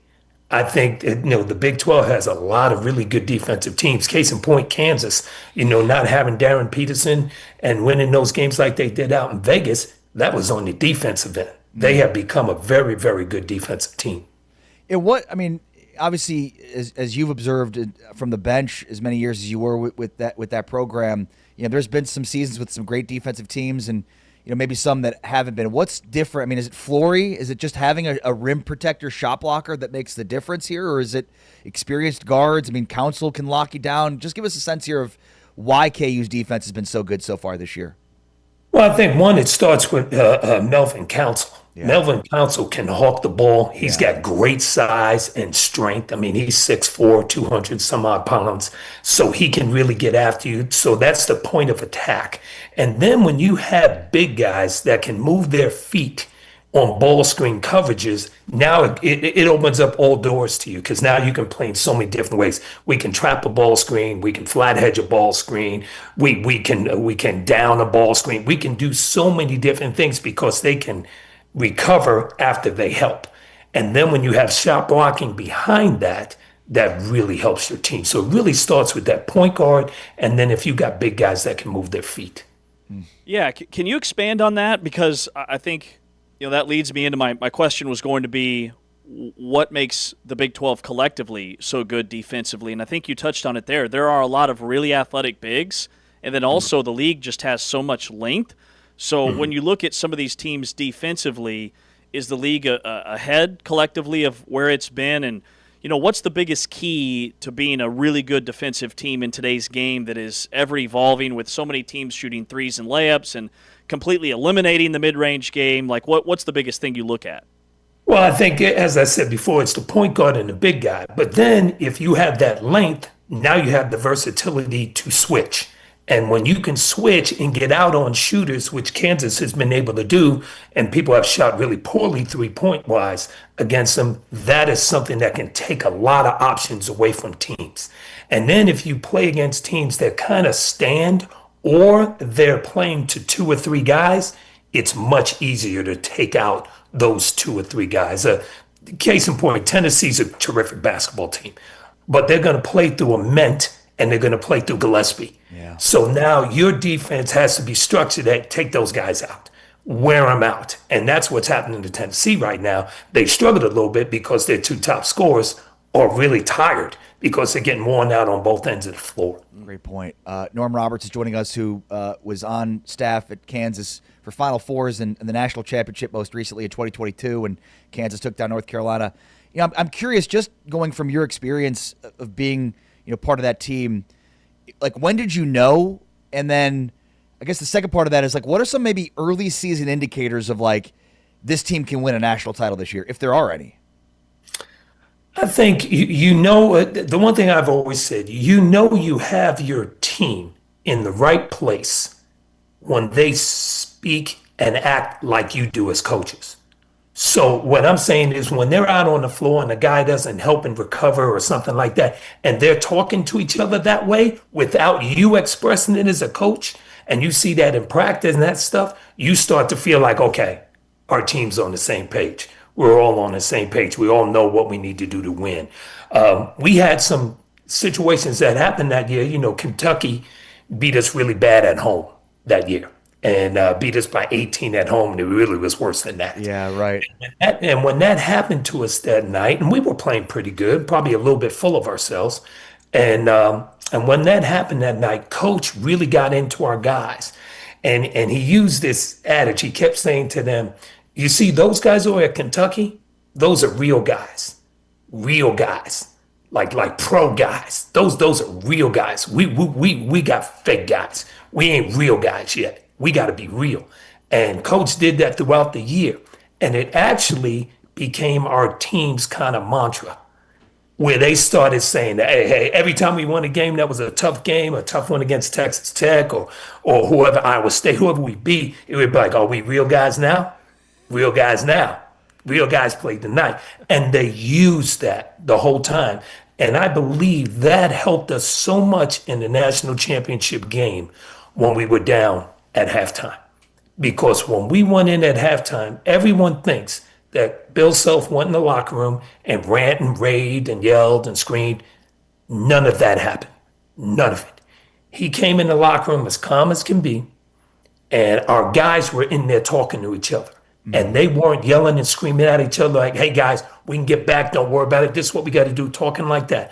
When Coach came in, he was as calm as can be with the guys, and he said to them, hey, guys, we can play better than this, can't we? We ain't going out like this, are we? And you can see to a man, David McCormick kept smiling. And the guys are like looking at him like, what are you doing? And he's like, hey, man, we're coming back. This is what we do.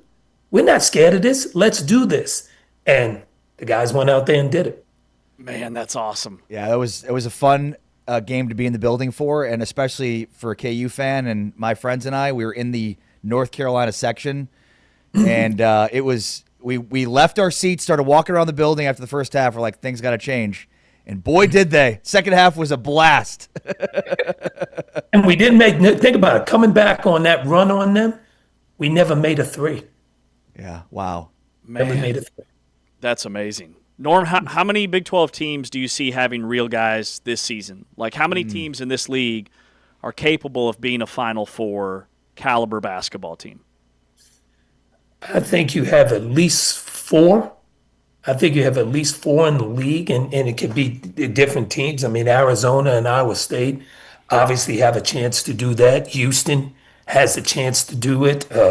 Texas Tech is right there, even though they've got a lot of new pieces and that stuff. So it remains to be seen, because Texas Tech is kind of caught in a similar situation to Tennessee. Now, they score better and they can shoot it a lot better than Tennessee, but they're going to, play through their point guard, Christian, and they're going to play through Big Boy inside. So if some teams may be able to shut some of that down.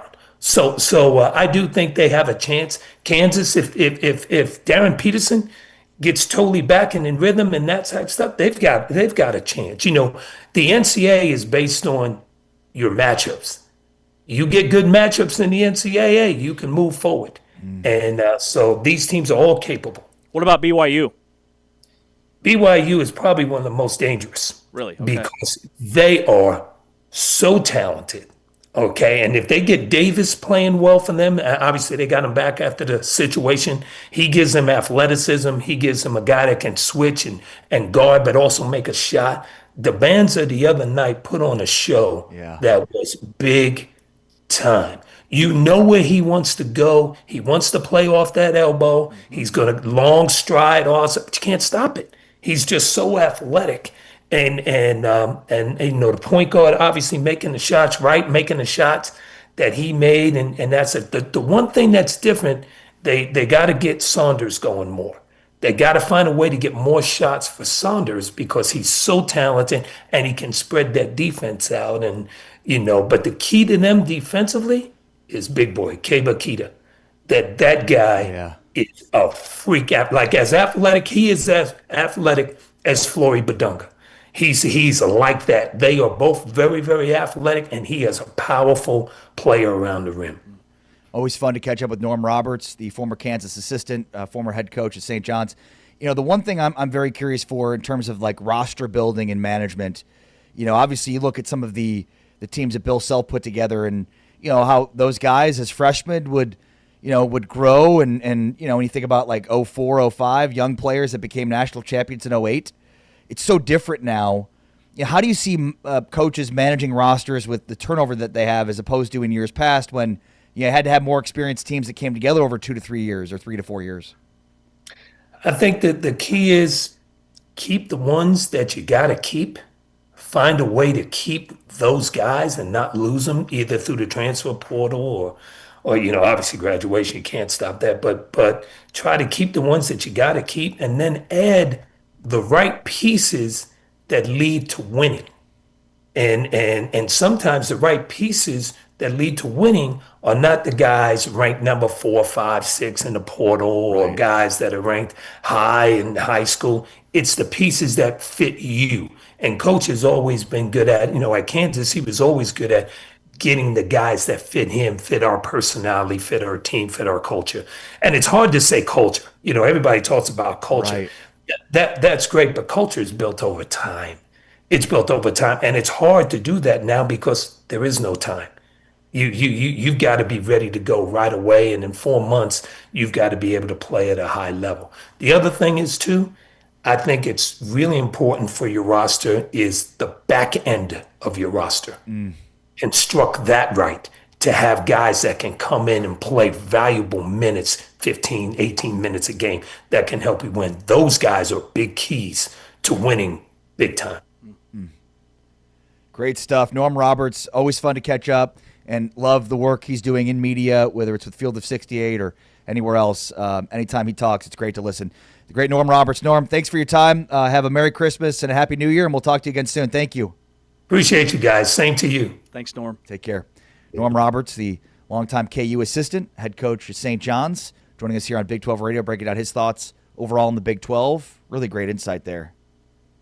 Yeah, and I think, my main takeaway was the depth of this conference when he leads with how many teams that were at the bottom last year are so much better this season. He's talking about the athleticism and the length at UCF, what Colorado's done in the non-conference, what Oklahoma State has done in the non-conference, and then just the uptick with all the freshmen and all the star power, but also defensively.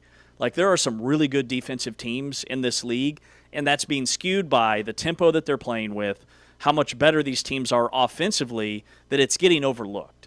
Kansas on the defensive end won them a couple of games. What Houston does night in and night out, a top 3 scoring defense for 6 years in a row. What BYU's even done on the defensive end of the floor, winning some low-scoring games. Like, this league is stacked top to bottom. All right, that's James Westling. I am Ari Tepkin. This is Big 12 Radio. Grant McCasland will join us coming up in about 20 minutes from now, but let's take a deeper dive into this weekend of hoops because it's a good one. The final stretch of non-conference play is here, and we've got a great weekend of hoops we'll get into next. Along with James, I'm Ari. It's Big 12 Radio presented by Modelo, heard on TuneIn and watched on Big 12 Studios.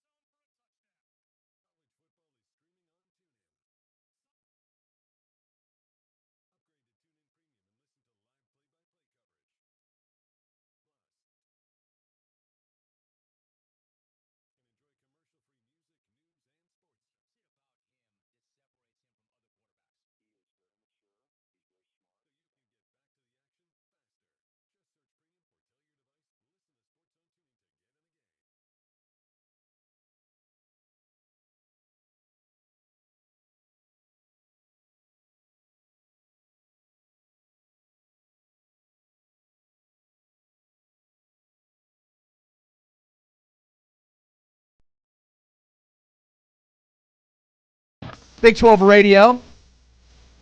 Big 12 today. Caught me off guard a little bit there. James Wesley, Ari Tepkin. Great to have you with us today and every day here at your home for the Big 12. This is the Big 12. This is a different league. And if you remember last year on December 12th, 12-12, the Big 12 celebrated 12-12 day. 12-12-12-12s are wild, right? Big 12, 12-12. Yeah. Got it? We doing that again? Doing that again. Starting at 9:30 a.m. Central, 10:30 Eastern, 7:30 Pacific. 12 epic prizes up for grabs every hour on the hour. And you can enter to win all day long. This via the Big 12 on X.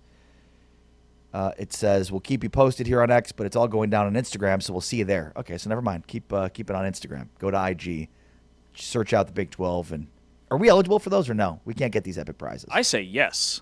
Do you? I say yes. Okay. So 12. What could these prizes be? Maybe a swag bag, maybe a Big 12 tumbler, maybe a Big 12 sweatshirt. What is your idea of maybe epic, a James? Big 12 Do you know what epic hat? means? Maybe Epic does not mean tumbler. Tickets to next year's Big 12 championship game. I don't know. Okay. That's epic. That's That'd be epic. pretty epic. Tumbler is not epic. Big tumbler guy. Okay. You seen the prices on tumblers? Will's nodding his head like, yes, I have. Yes, No sir. doubt. That's part of the Amazon packages. Yes, sir. You Is that got what it. you're getting for Christmas this year? Just a nice tumbler? I don't know what I'm getting. Something that starts with a shh. Because my wife almost spoiled it. She said, well, your shh won't be here, and I cut her off. It's not going to get here in time. Your shh. I just want to tell you what your gift is now, and then I cut her off. What do you want? I don't know. You don't know what you want. Time. I don't think she can give you that. I don't think Amazon delivers that. I don't really have a list. Do you? Like, you're a 40-year-old man. What could you possibly want for Christmas? What? Are you a child? I mean, Jays? You want Jays? Jays? Do I want Jays? You clearly want something. Me? Yes. No, please. Your wife exchange gifts? No, You guys don't do that? no. What have you bought for yourself then that you clearly want? New Lambo? No, actually, you just did you did something wonderful there. Thank you for doing that. I appreciate that. Thanks. I'm going to file that away. That's amazing. You're the best. Thank you. I don't know what I did, but I like it. But you did it. Okay. You did it, and that's all that matters. Okay. Yep. Okay. God, you're the best. Okay. We're the two best friends that anyone could ask.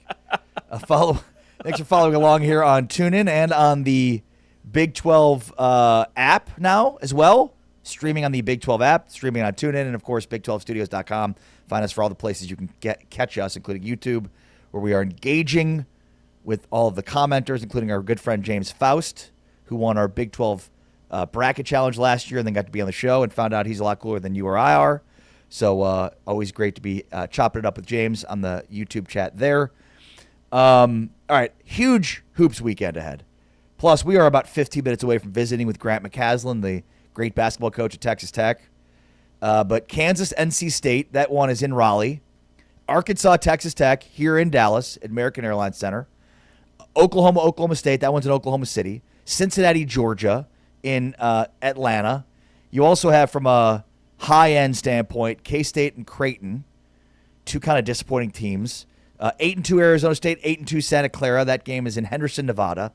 Ohio State, West Virginia, kind of a classic old-school game there between 7-2 Ohio State and West Virginia's 8-2. You also have Arizona, Alabama, which is probably the belle of the ball for Saturday hoops, and then Mississippi State, Utah.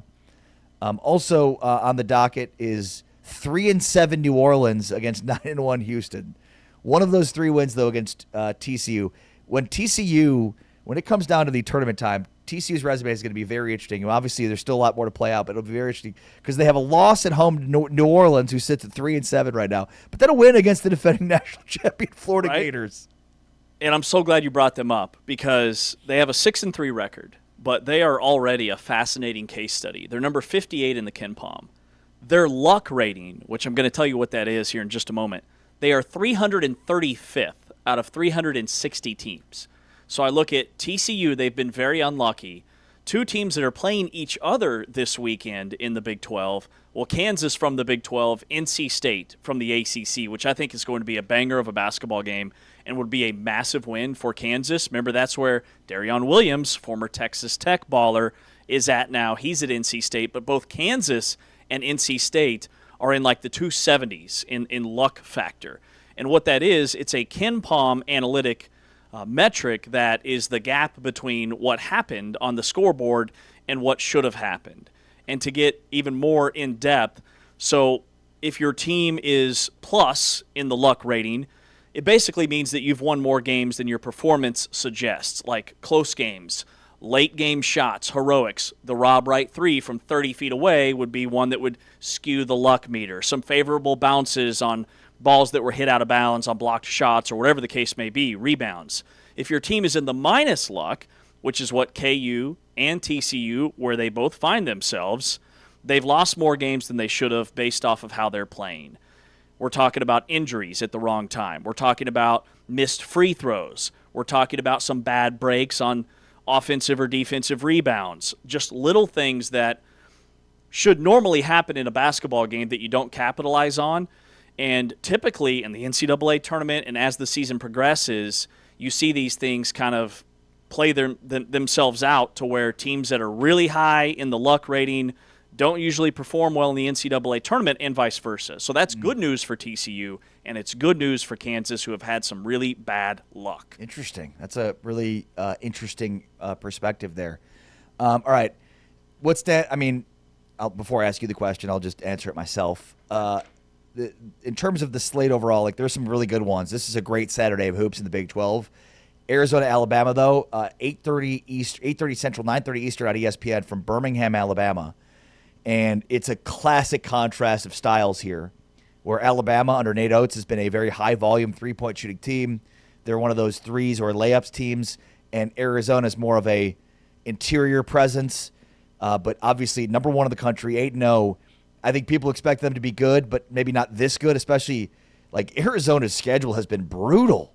You think about 8-0 with wins over Florida, UCLA, UConn, and Auburn already. And that's what, 1, 2, 3, 4, if they win on Saturday, 5 ranked wins and essentially 5 quad one wins already. And the thing about Arizona is they are so much more balanced than they get credit for. I think teams are, and people are looking at their scoring offense and the fact that they're averaging over 90 points per game and all the highlight reel dunks that they've had and how they're getting to the free throw line more than anybody else in the league and hitting their free throws. And bully ball is what we call it, and we love that style of basketball. But also they're really good defensively. They're top 10 in the KenPom offensive and defensive efficiency metrics, which historically those are the teams that go on to make Final Fours and win national championships. And this game against Alabama is a really tough test. And I'll be surprised if they win this game because it's in Birmingham. There's going to be a ton of Alabama people there. And just the fact that Arizona's gone through this gauntlet unscathed, at some point they're going to lose a game. But don't let it distract you from just how good this basketball team is. They are elite on both ends of the floor. And all that stuff that Norm Roberts was talking about defensively, having athletic bigs that get out and guard the arc, a big thing that Kansas has put a major point of emphasis on, which is why teams are shooting less than 30% from three against them. Arizona's doing the same thing. They've got athletic bigs that are tough and physical and move their feet at an elite level. And Alabama, contrasting styles to your point, they've taken over 200 more threes this season than Arizona. Wow. So they're going to shoot way more threes. Yes, that is a real number. I'm sorry. In 10 games? 8 games? Alabama, for the 8th time in his career, Nate Oates is set to go head-to-head with the AP number 1 team. Alabama has attempted 325 threes, which is 12th in the country. That's insane. This is from 2 days ago, these numbers.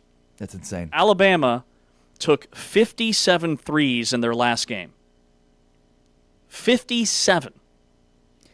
Okay, so how many threes does Arizona have all year? attempts? All year. This article is from Sports Illustrated. I'd have to look Okay, so at let me the see side-by-side if I can find stats. that. Keep going. Let me see. Because I venture a guess. Has Arizona taken 57 threes all season? Oh, I see what you're saying. Alabama's averaging 36 three-point attempts per game, and Arizona's averaging 16 per game, which means out of the 365 teams that play college basketball, only 3 teams have taken less threes than Arizona. Wow. They're 362nd. I mean, that's nuts. Alabama took 57 threes in their win over UTSA. They won 97-55. Florida State leads the country in three-point attempts per game at almost 40.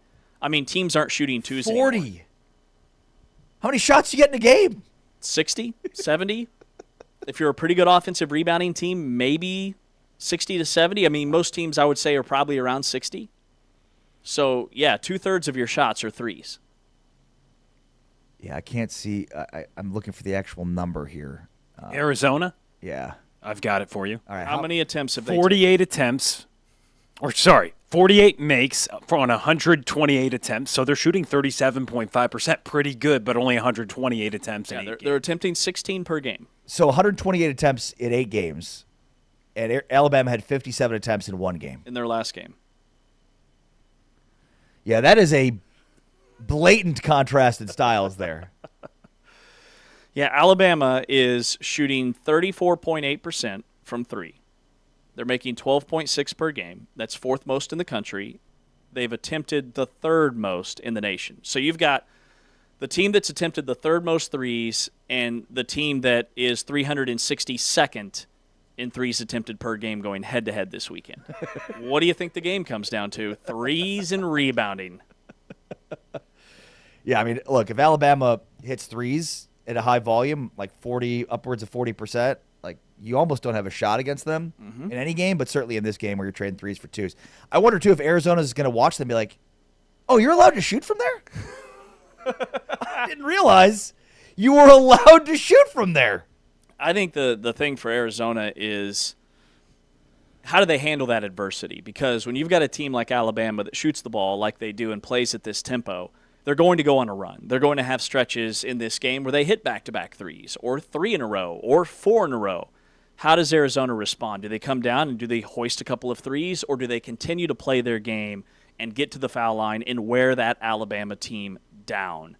Arizona maybe hasn't seen the tempo that Alabama is going to bring to the table, but Alabama has not seen even close to the physicality that they're going to get from this big, strong, thick Arizona team. All right, one of the other big games this weekend is Texas Tech and Arkansas from American Airlines Center in Dallas. We're talking with Grant McCasland, the head basketball coach at Texas Tech, next.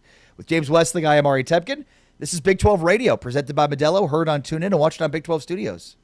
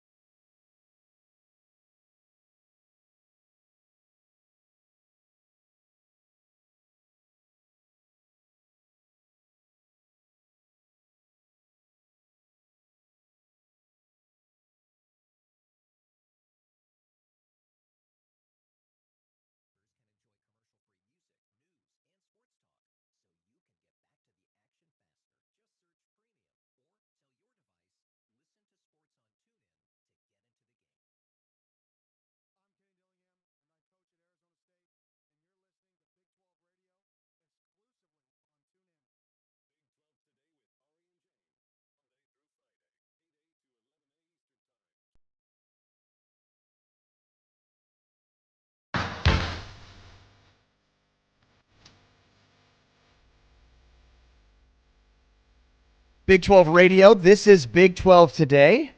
Heard on TuneIn and watched on Big 12 Studios. We are presented by Modelo. A huge hoops weekend ahead. And joining us now to talk Texas Tech hoops is the basketball coach at Texas Tech, our buddy Grant McCasland, joining us here on Big 12 Radio. Off to a great start, 7-2, with wins over Wake Forest and LSU. Losses to Illinois and Purdue, both top 15 ranked teams, including Purdue number 1 overall, with a matchup with 17th ranked Arkansas and Dallas on Saturday. Coach, how are you? Man, I love being with you guys. Thanks for allowing me to be a minute late. I apologize. Oh no, you're the best, and we appreciate your time. What is Lubbock like right now? And I'm sure as a basketball coach, you want attention, but I mean, I'm sure it's just in a frenzy right now with how the success you've had, and then obviously with what Joey's doing. No, unbelievable. And this, there's so much that goes into it, and the result of this is the heart and passion of all the Red Raiders that we have connected to it, plus our administration. I mean, honestly, it's just such a remarkable time because of everybody's coming together on this. There's so many people invested in it, literally, and obviously with the people we have behind us. And we played in the Big 12 championship football game, and that thing was packed with red. It was unbelievable. We got a chance to watch it. We walked in a few minutes late because we had a fog delay on our plane. We tried to get there in time for kickoff with our team. And then we play LSU over at Dickies Arena in Fort Worth, and we had 80% of the fans in there too. So just a remarkable time, but there's a lot of people invested in it. Yeah. Grant, every time we talk with Joey McGuire, he always brings up how close you two are and says, "Man, Grant's one of my best friends." So Artie and I are trying to manifest like a 4-man barbecue in Lubbock. Anytime you guys want to hang, we're there. Hey, I'm telling you what, it'd be so much fun, and there's not a day that you interact with Joey McGuire that you don't leave smiling and believing. That's what I love about him. I mean, I you know what, and I say this because I worked with Coach Drew, who won a national championship after taking over a program that won 0 games and literally was close to death penalty, and he's the only person I know that has similar energy and belief and competitiveness and passion and knows how to connect people. Honestly, he's remarkable. And as a friend, he's that guy that's with you when you're at your lowest times. And he's just, I told this to a lot of people, but we played a game on Saturday and we had lost, and it was a huge game at home, and football was it was my first year here, and it was year, I think, 2 for him. And I went in to the training room, and the day after a football game in the training room is a brutal place to be, especially if you lose, because the energy's low, everybody's banged up, and I walk in there and I was like, what's this going to be like, and here comes Joey McGuire around the corner. I'm telling you, he's high-fiving people, and they played one of their worst games, and everybody was beat up, and everybody looked like they didn't want to talk to anybody, and that guy walked into that room, and you'd have thought they won the Big 12 championship the day before. Wow. Dude, his belief is something that's rare and more rare than you can imagine, and it is real. Wow, great story. That's amazing. Grant McCasland joining us here. All right, your team's off to another good start, 7-2, losses to Illinois and Purdue. What have you learned about your team through the first 9 games of the season? Well, the biggest thing is we need time together. Yeah. I love our team. I try to compare it to, we're at a restaurant and we've got all the great ingredients. We've got all the best food that you can prepare. We've got the best environment that you can have. We got a patio. It's awesome. But then we're serving food that hadn't been cooked, and that's what I feel about our team. I think we got an unbelievable team. I mean, I've got 2 guys that aren't great defensively, and they literally do individual defensive workouts after a 2.5-hour practice. Wow. They're invested in this, but we went about a month without 2 important players in a really important practice time, and then Luke Bomboya didn't even practice with our team at all this fall. He was injured this summer, and we just never got a chance to see him until the day before Illinois was his first practice. So we're just looking at a team that's out there playing in games, and we're not who we're going to be. And when people ask me how good your team going to be, I'm telling you, this team could be as good as any team I've ever coached, and it's not. I honestly believe it's not close. Wow. It's just going to take us a little longer, and we've played a tougher schedule, which was what we wanted to do. But we're playing an underprepared team for a really tough schedule, and it'll only prove beneficial because it's shown us what we knew we needed to work on, and our guys are 100% invested in getting better. Yeah, we always remind people that, like, you guys went through this at the beginning of last year too, and look at how good that team turned out to be. You were dealing with injuries. I remember early in the season, guys were missing practice time and games, and so what did you learn from last year's experience that you can carry over to this year? Well, I think the biggest thing is you got to look at those guys in the locker room every day, and one, you got to tell the truth. You can't shy away from it, but there's got to be a core belief as to who you're going to be, and you got to show them the way that they are going to improve individually, which improves your team in a way that collectively benefits you. I mean, everybody's talking about what benefits you off the court, and I've just doubled down on, from the very beginning, not shying away from what I think this team needs to do individually to help each other. And I think that's the heart behind it, is how do you go into it wanting to help each other? And I know it sounds simple, but in a world where everybody wants an individual accomplishment to benefit themselves financially or, publicly, you're constantly, it's our most formidable and consistent opponent is the outside influence of people individually wanting them to have success. And it's not always a negative. It can be a positive, but most of the times it's not always aligned perfectly with what your team needs. So there just has to be this constant, how do you help each other, look at each other in a way that you see the needs of each other, and you're allowing yourself to try to help each other. And that's the heart behind it. And that's kind of what I've learned. And that's what I want our team to be about, and what I want us to do on a daily basis. Yeah, well said. It's the importance of getting everybody pulling on the same rope, and easy to say, harder to do. Look, right now 20th in Ken Palm defense, so giving up 96.6 points per 100 possessions, which is a good number. I mean, I think you were top 60 last year, but basically between 50 and 60. So, just give us a sense, I think, defensively of where you are and how much more improvement you might be able to get in that area, as the offense kind of comes along.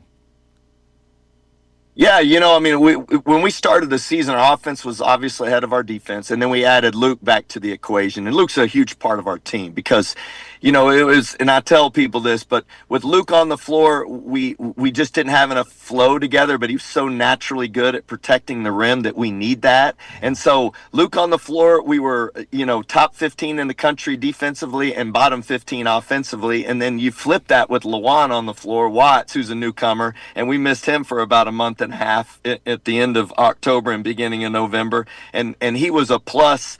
He's top 15 when he's on the floor on offense and bottom 15 when he's on defense. So we just had we had to find this middle ground where we can get Luke in the flow, because Luke's a great offensive player, just needed more time to play together because we weren't out of sync. We were out of sync. And Lawan needs more grit defensively, and he's doubled down on it. I'm telling you, he's going to be special when we get to the end of this, just because of his willingness to do everything we're asking.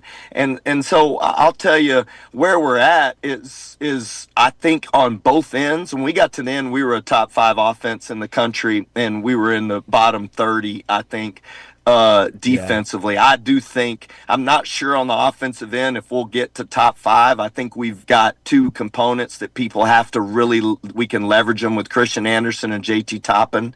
And then we're shooting the ball well. We need to add one more guard, and I think Tyree Bryan will make that jump as he gets in better shape. But defensively, I do think this team doesn't have a ceiling. And I say that because I've seen so much of an improvement between Lawan and Tyree in the last 2 weeks that we've made a bigger jump than I thought we were going to make even in 2 weeks. So really a lot of hope there that we can really be who we need to be. Because if you look at the Big 12 standings, the teams that are the best right now have the best defenses. And that's always kind of been the calling card of the Big 12. Like the grimy defensive teams are one, and when we won the co-conference championships here in the Big 12 at Texas Tech, we were number one in defense. So how do we get our team where we're there? And I do think we'll make another big jump here over the next month. Talking with Texas Tech men's basketball coach Grant McCasland here on Big 12 Today, on Big 12 Radio and Big 12 Studios in year 3, top 3 finishes in the Big 12, each of his first 2 seasons in Lubbock. Coach, what was working for you guys against LSU? Like, you clobbered an LSU team that looks to be a really good basketball team on paper. Yeah, I mean, obviously we're undefeated, and they'd smack some teams pretty good, and their flow, I thought, offensively, and their switchability, I knew it would cause some problems. And they have, I think, one of the best point guards in the country in Thomas. I mean, he's the real deal. And I think what we did in that game that really benefited us, and we've changed some coverages, we finally had healthy enough bodies where we could extend our defense. We weren't just trying to manage and keep guys on the floor. We finally got where I thought our endurance for physicality and effort would allow us to play the guys that we wanted to. So we extended our defense and ball screen coverages. We put 2 on the ball more than we'd been. We'd kind of been more in drop coverages. And I thought we were dictating more defensively than we were reacting. And I think that's a big part of being a great defense, is not just being a team that's I hate to say it, but softer in your coverages and softer in the way you defend without fouling. And I thought we were more aggressive, which has always benefits a team. And that was probably the biggest change that was made. And then the last one was, how do we not settle for a good shot and make people defend for a great shot? And we had a couple possessions where I thought Jalen Petty made a huge jump. He turned down a contested, semi-contested 3 that he could have shot late in the clock and threw it into the post to JT Toppin, and JT scored a layup with 1 second left on the clock. And I was like, man, we hadn't even sniffed that all year long. So there is a complementary way to play basketball where your offense and defense complement each other. And we'd been doing that for a long time at North Texas to an extreme when we played so slow. But this is more about not playing slow. It's about keeping the leverage points where they need to be, but just having a better awareness of what's good and what's great. And our team's finally finding that rhythm, and we did that against LSU. You got some big time matchups these next 2 Saturdays, including tomorrow and then Duke next Saturday. But the game tomorrow is a rematch of your Sweet 16 thriller against Arkansas and Coach John Calipari, and you guys were down 16 in that game and end up knocking down a shot to tie the game and then win in overtime. What a crazy finish that was. What do you remember from that game? And obviously you're not taking anything from that game into this one, but it'll be fun to be back out there, I'm sure, competing with John Calipari. Yeah, no, I mean, their team's legit, as you know. I mean, I think they've got one of the best guard tandems for freshmen in the country, if not the best. And they really are amazing in transition. And so I don't think that's a lot different from their team last year. I thought if we could keep them out of transition, it would really help us and make them play in the half court. But they made big shots against us last year. I mean, they had guys make threes and have career games from threes in the first half. Yeah. And I do think there's this willingness, and our point guard at the time, Elijah Hawkins, and I'm showing our team this, but he went 0 for 9 from the field and probably played his worst game of the season. But he had a 3 in overtime, and he was the one that was guarding the other team. He was guarding Wagner in the middle of the floor and made him take a couple really hard shots, one at the end of regulation and one at the end of overtime. So, I think it's just this understanding of, like, you don't have to always rely on your ability offensively to will wins. Like, you can not play well offensively and find a way for somebody to do something great in the game, and you stay consistent with your effort defensively and not letting it impact you. And I thought Elijah Hawkins did that. It's such a great learning example because his impact defensively was as big a part of the game as you could have, but he just didn't play great offensively. So everybody talks about that, but people don't talk about how amazing he was defensively. So for me, it's just, how does our team learn from the past, not from a way that you say this game will dictate the outcome of this, last year's Sweet 16. I mean, it has no relevance, but what is relevant is the learning that you can do from it and why you won the game, why we won the game, and how we did it. And what was the big takeaways to me was, like, look, man, compete and don't ever have a look and belief that this isn't our night. I mean, your night is dependent on how you compete the next play. And that's what we did in that game. And I do think it was one of the best games I've ever been a part of. And people say it was the best comeback in the history of the Sweet 16 to go to the Elite Eight. And, you know, it was special to be a part of it, but it was a special group that played hard the whole time, even when maybe things weren't going our way. Yeah. And did it just work out that you're playing Duke next Saturday too, the team that you then went on to go lose to in the Elite Eight? Like, that's wild how that worked out. I'm just thinking about through that now. Well, actually, you know, we lost to Florida. That's right. We lost to Florida in the Elite Eight in another crazy game. We were up 10 with 3 minutes to go and ended up getting beaten now. And so it was probably the pendulum swing of about as wild as you can get in a game, back-to-back games. But no, we prepared for Duke, and I got to work with John Shire at USA Basketball a couple summers ago. We were pickleball partners and won a few matches together, and I just have so much respect for how he's playing.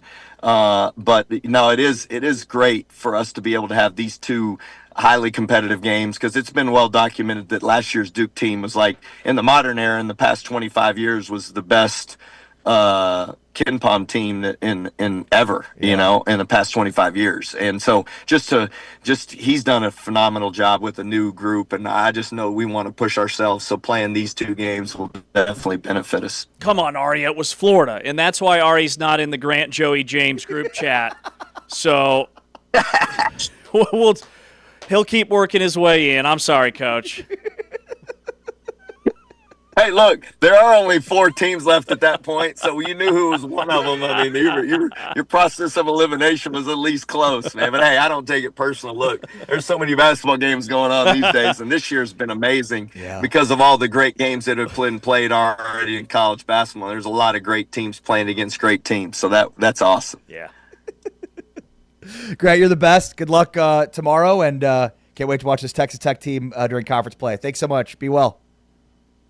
Hey, I'm always barbecuing with you two both, so don't let that deter us, man. I'm in, Ari. See you guys later. Wreck 'em. See you, Grant. Grant McCasland. And so many of the positive things you could say about Coach Joey McGuire, you could say the same thing about Grant McCasland. There were so many good tournament games. Like, I think of the Houston Duke Final Four game, you know. So it's in my brain, I didn't correct you. They were all so good, right? And man, he's got a squad. The thing that's exciting about, and I love the friendship that Coach McCasland and McGuire have is, I mean, Joey just got locked up long term. Grant's locked up long term. Like, these guys aren't going anywhere, especially with all the resources out there. Lubbock's a growing community, not just in terms of their alumni base and their fan base, which is as passionate as anybody in the country, but, like, it's a great place to be, and that's really exciting for the Big 12. Yeah, well said. All right, James Westling, Ari Temkin, Big 12 Radio, exclusively on TuneIn and Big 12 Studios, and we are presented by Modelo. On the way next, some interesting notes about recruiting overall, and Dan Wetzel from ESPN investigates the Utah private equity deal. It's all coming up next. This is Big 12 Today, Big 12 Radio, presented by Modelo, heard on TuneIn and watched on Big 12 Studios. With state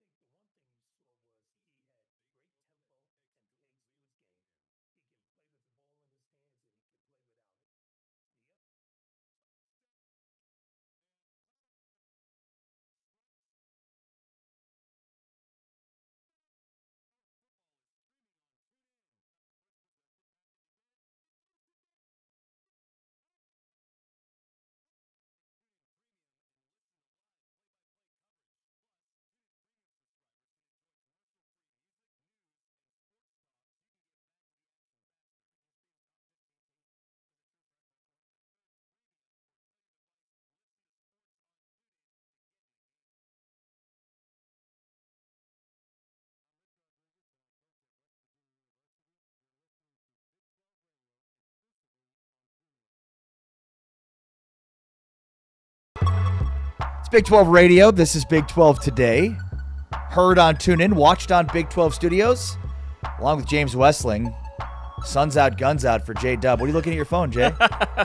I was looking at the audio that Will just sent us during the commercial break. How convenient. It is convenient, isn't it? It was Norm Roberts talking about this freshman baller at Iowa State. Yeah, I rocked the shacket today, the shirt jacket. Yep. Which leans more jacket than shirt. I didn't call you out for your shacket today because that one was a legit jacket. I could see the inner lining of it. Yeah, we've been complaining about how cold it's been in this building, and I've been on fire for the last hour and just too lazy to take off the coat. So today is the day. It is guns out, sun's out. That's right. How's your gym sesh going? Good. Yeah? Yeah. Real good. How many times you go in a week? 3 to 4. 3 to 4. Dang, that's good. You? Usually 3 to 4. Yeah, every other day is what I shoot for. Got it. Every other day. Rest is critical, especially at our age. Yeah. Recovery time. Perfect. That's it. By the way, last week on this show, we picked all of the conference championship games. Did we? We did. You could have used some help last week, I'll be honest. I don't think we did. So you were up 3 games on me in the final season standings, and as it turns out, the entire college football season, after your 1-8 week. Yeah, I don't think that was me. I didn't pick those games. That is gaslighting 101. The one game you got, you thought you went winless. You thought you lost every one of them. You did hit on Tulane +3. Way to go. But you missed every other one. You picked Virginia -2.5. You picked UNLV +3. They lost by a bunch. You picked BYU 11.5. I think they lost by more. You picked JMU to win by 20.5. They won by 17. You picked whoever Western Michigan played in the MAC championship. Miami, Ohio. There you go. Maybe. You took Jacksonville State inexplicably in the Sun Belt not the Sun Belt Championship. In the Conference USA Championship, excuse me. You took Ohio State -5.5. Who picks Ohio State? Yeah, it wasn't good. It wasn't good. So you end up 1-8. I ended up 4-5, and because of the games you were ahead of me going into this final week, we're now tied. Yeah. So what are we going to do about that? We got to pick Big 12 bowl games. Okay. Which is a exercise of It's like picking the Pro Bowl. Yeah. I mean, bowl games are now the Pro Bowl. Should we just not? Should we just say let's just have a tie and everybody have a good time? Maybe that. I don't know. Let's just hold hands and run together in the sun into the sunset. Gallivanting around Irving. Yeah, we can pick some bowl games. Producer Will? What do you think, Will? Here's what I think we need to do. Okay. I think we need to go back a couple weeks and look back at one of the most legendary picks we've ever had on this show. -1.5. Houston favored at home. It's senior day for the Cougars. This is the most disrespectful line I've ever seen in my life. And maybe Vegas knows something that we're missing. The looks you just got in studio, I wish you could see it, James. Everybody was It is the most disrespectful line I've ever seen in my life. So that is what I think we need to do. You are a legend at picking games. That one didn't pan out so great, Will. Thank you for having that ready. That was the TCU-Houston game. What ended up happening in that game? TCU won big. With that most disrespectful line of all time. We're going to roll the tape one time, and that's what Will comes up with. It's in the trash now. You're good. Never rolled tape before, but that's the tape we're rolling. I may have been behind that. I'm just kidding. I wasn't. It was all Will.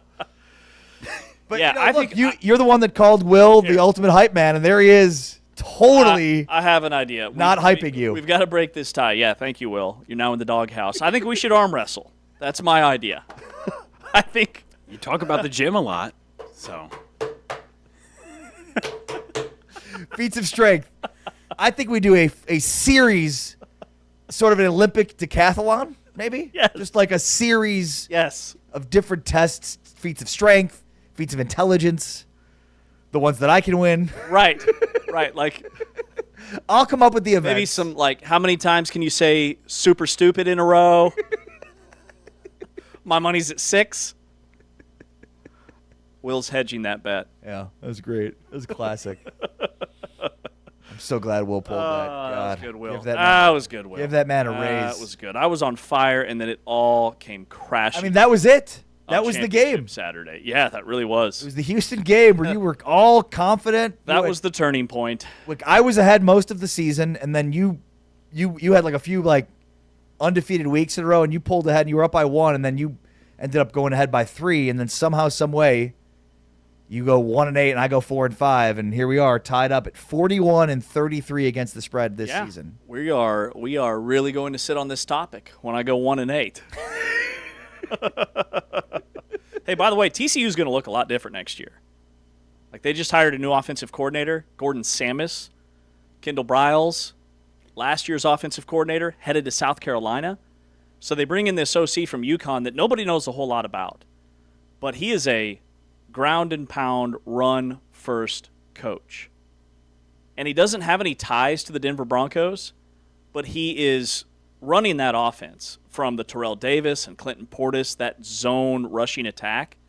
And he became so obsessed when he first got into coaching with those Denver Broncos teams that, again, he didn't grow up a Broncos fan, had no affiliation, but it's just like, man, how are they doing it? That he would watch Alex Gibbs, who's like the grandfather, the founding father of that zone rushing offense. He would watch Alex Gibbs coaching videos on YouTube while he was just driving around on recruiting visits. And he's now going to be the OC at TCU to reinvent their rushing attack. What does that mean for Josh Hoover? He won't be throwing the ball if he returns to TCU next season 40 or 50 times a game. I mean, UConn's quarterback was super efficient this year. They still passed, don't get me wrong, but it's very different offensively. And if he has the keys, it's going to be a total 180, like a total transformation. No, you're totally right. And I mean, really what's interesting, too, is it's a contrast to the Sonny Dykes offenses that we've seen, too. So, Sonny Dykes, whose background is in offensive football, obviously he's more of a CEO, head coach, hired to Kendall Briles.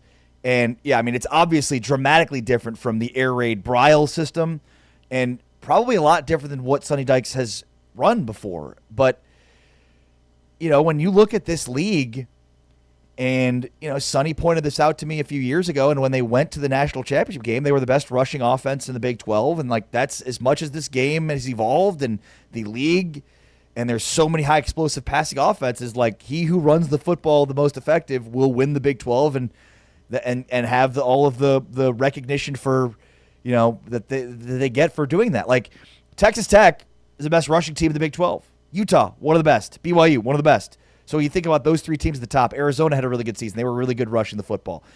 Houston's strength was rushing the football. So, yeah, I think this is more of the trend of the Big 12 now, more meat and potatoes, downhill rushing style. I mean, you're right. I mean, the Samus offense that he's run at UConn, and remember, he was up for the Broyles Award, and you look at how explosive they've been, it's all about, it's inside zone, it's winning battles up front, it's getting to the point of attack on double teams, and smash mouth football. And they're going to throw it, but not nearly as much. Like, they're going to use the run to open up the pass. Mm-hmm. And Gordon Samus is really impressive. He's incredibly intelligent. He knows this inside and outside zone and blocking areas and leverage instead of assigned defenders. He knows this offense inside and out. And it's a lot of lateral movements. It's a lot of east-west, and then you hit the defense down the seam with either a big run or a big pass play. And it's ball control, but it's one-cut decision-making by the running back. It's a very simplistic rushing offense for the guy that actually has the football in his hands. And if you look at UConn and what they've done on the ground under his leadership, it doesn't matter who's been at running back. They've had multiple guys. They've had starters that were future pros go down midway through the season, and their rushing offense hasn't missed a beat. So he was at William and Mary where he kind of cut his teeth, and they went to the FCS playoffs and made a deep run. Cam Newton's brother was the quarterback of that team, and it was like the furthest they'd ever gone. Then he gets the UConn job, and he's a bit of an unknown. But I think it's a big-time hire by Sonny Dykes, and good on him to say, hey, we haven't been able to rush the football. We've got to make – look, I know Kendall Briles left on his own accord to go to South Carolina, but maybe it was a mutual parting because they have to be able to rush the football, and good on Dykes to say that that's a major point of emphasis that has to be better. Yeah, without knowing the specifics, right. my guess is there was like a, hey, remember how you used to run our offense here? Kendall's like, huh? Yeah. Remember how you used to be our offensive coordinator? That was fun. That was cool. But yeah, it used to maybe be the look case. at this South Carolina job. Yeah, but it used to be the case. It's no longer the case. So you don't have to go home. You just can't stay here. I don't. Story of my life. Yeah, it's pretty much. All right, you found this number. So we've been talking a lot about Bud Elliott's blue chip ratio, especially as it pertains to the potential Final Four matchup, semifinal Peach Bowl between Texas Tech and Indiana, and then Ohio State and Georgia. Ohio State and Georgia represent, the two largest percentage blue chip ratio teams in the country. Their rosters are basically 70 to 80% blue chip prospects. The Texas Tech Indiana rosters are not. So that could be a really interesting Final Four if it's the top four teams.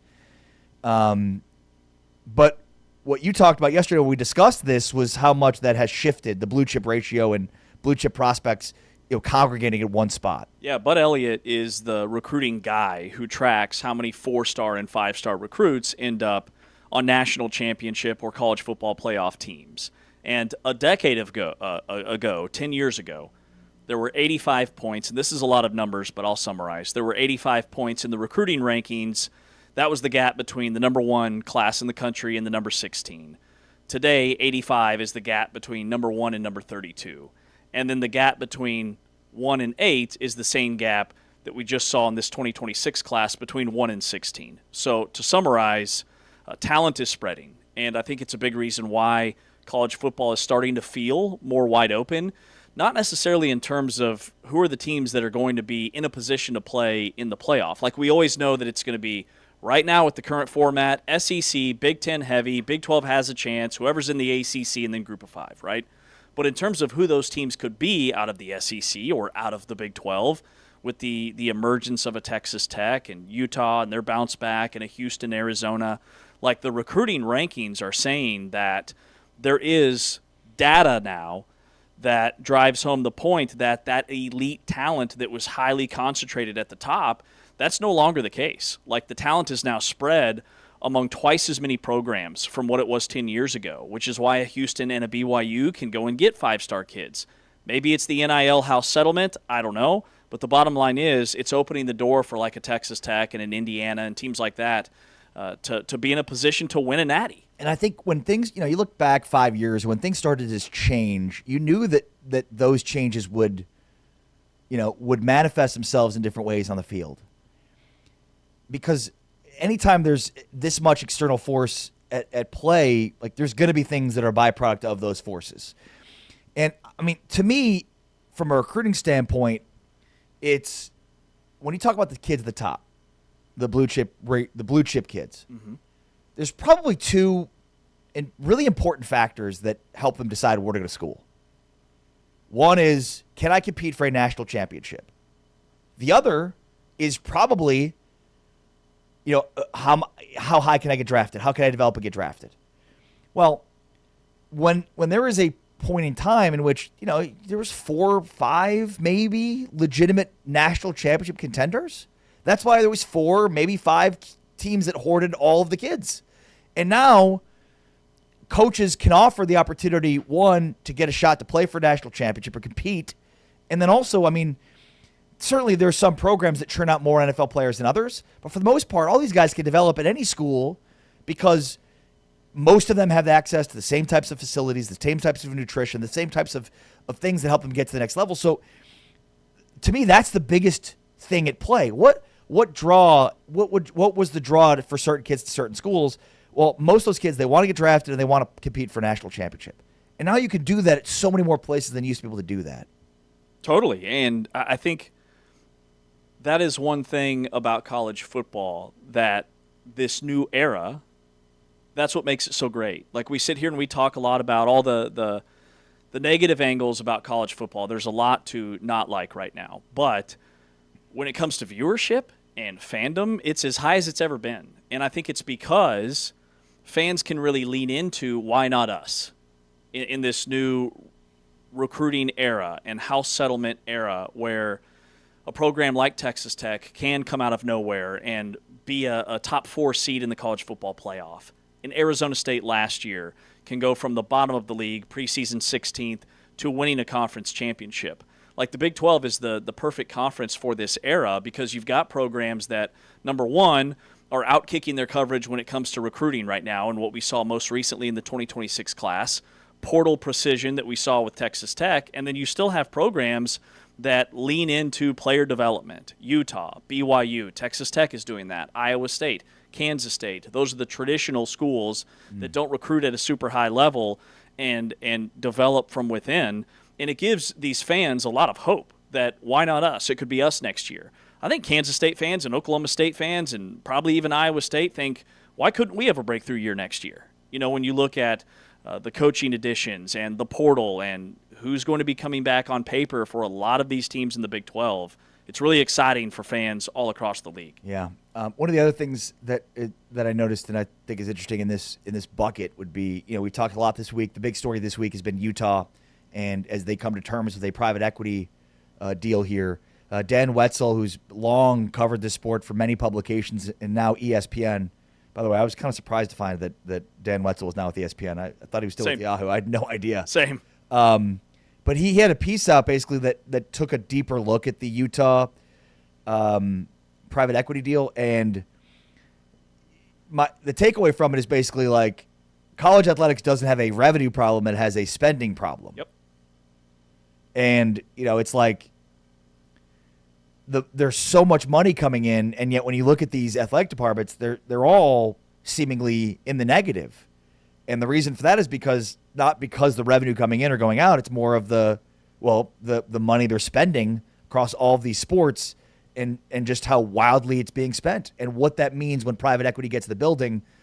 Now, long term, there's major questions about, okay, what does that mean for Olympic sports? In Utah's situation, like, does gymnastics make money? The Red Rocks are one of the biggest brands in all of college gymnastics.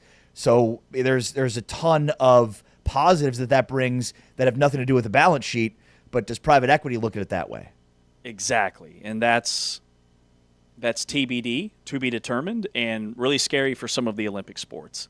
I don't fault Utah for taking this deal, a $400 plus or $500 million deal, right, whatever it is, to have that cash now and set yourself up for success, not just in the short term, but in the long term. Like, I think more programs are going to start doing the same thing. They're just at the forefront of it. And the line you had about, you know, college athletics doesn't have a revenue problem. It has a spending problem or spending addiction. That's the biggest thing, because you look at Ohio State, the gold standard, just won a national championship in football. They still lost $37.7 million last year. Ohio State, who just won a national championship. Inconceivable. And their football program prints money. And by the way, Ohio State is really good in athletics across the board. 32 sports. They made $254.9 million in revenue, and they lost almost $40 million last year. Wow. After winning a national championship. So that tells me that all the other sports, the Olympic sports, men's basketball at Utah, for example, added $2.6 million in profit. Football generated $27 million. The other 17 sports lost a combined $21 million. The pool of all the other sports, football, even after winning a national championship, like Ohio State did, it wasn't enough to absorb the cost that you lose with all the other sports. Wow. That's the concern that Dan Wetzel points out in a really easy to break down fashion. Yeah. And again, some of it goes back to, all right, when Utah creates this LLC, is that all the athletic department? Is it just football? Is it football and basketball? Because, again, with private equity in the door, like they may not have the same mission. They don't have the same mission as an athletic department would when it comes to some of the other sports that, again, may not make a ton of money but are huge, you know, overall revenue drivers for the school. What do I mean by that? Well, Utah gymnastics, I would imagine, is a big reason why there are people that enroll at Utah every year. So it's not exactly a direct one-to-one revenue play, but it's obvious that it bears itself out in revenue. It's why athletics has become the investment it has become, because it's the front porch for a university. So the question is, if private equity gets further in the door, are they going to say, well, we're cutting all these sports that aren't making any money? We're not about losing money here. Or does Utah, in its deal, and do some of these other deals get tied specifically to football? Mm-hmm. That's what remains to be seen. Yeah. And conference realignment, it is what it is. There's no putting the genie back in the bottle. But if there was some way where Olympic sports could be more geographically friendly, I think that saves a lot of money. Like, you want to keep football in these power conferences men's basketball, fine. But all the other Olympic sports, I think would benefit greatly from having more geographically friendly schedules, and teams from Texas play other teams from Texas, and teams from California play other teams in the state of California. And that would save an enormous amount of money. I thought Gary from the Peach Bowl that we had on earlier, his thought and idea was really good. With college football needs a CEO, college athletics needs a CEO, and he brought up a very specific example. Rutgers traveling across the country to play USC in volleyball or women's soccer or men's wrestling event or whatever it is, like the amount of dollars that takes. And it's all centered around the fact that, well, football's in this league, so you are too. That's James Wesley. I am Ari Tepkin. This is Big 12 Today, Big 12 Radio, presented by Modelo, heard on TuneIn and watched on Big 12 Studios. Sam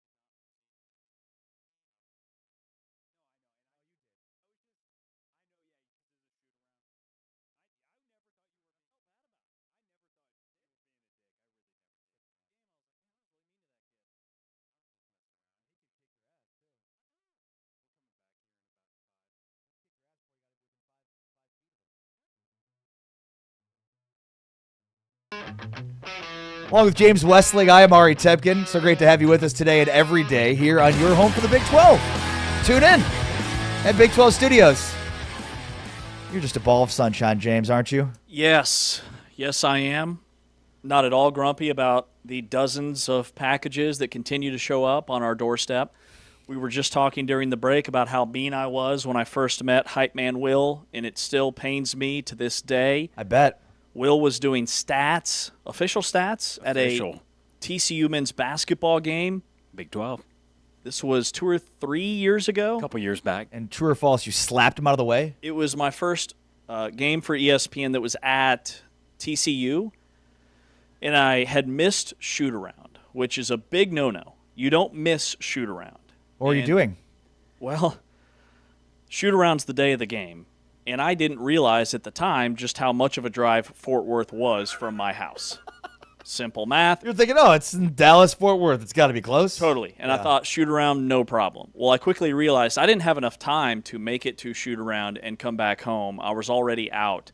And so I simply missed shoot-around. My analyst went, and I knew that I could get notes from him, and I didn't think it was a big deal. When I got to the arena, the producer, who was an old seasoned vet, he'd been producing games for ESPN for like 3 decades. Man, he lit me up. He lit me up about how you cannot do that. And so I was pretty flustered, needless to say.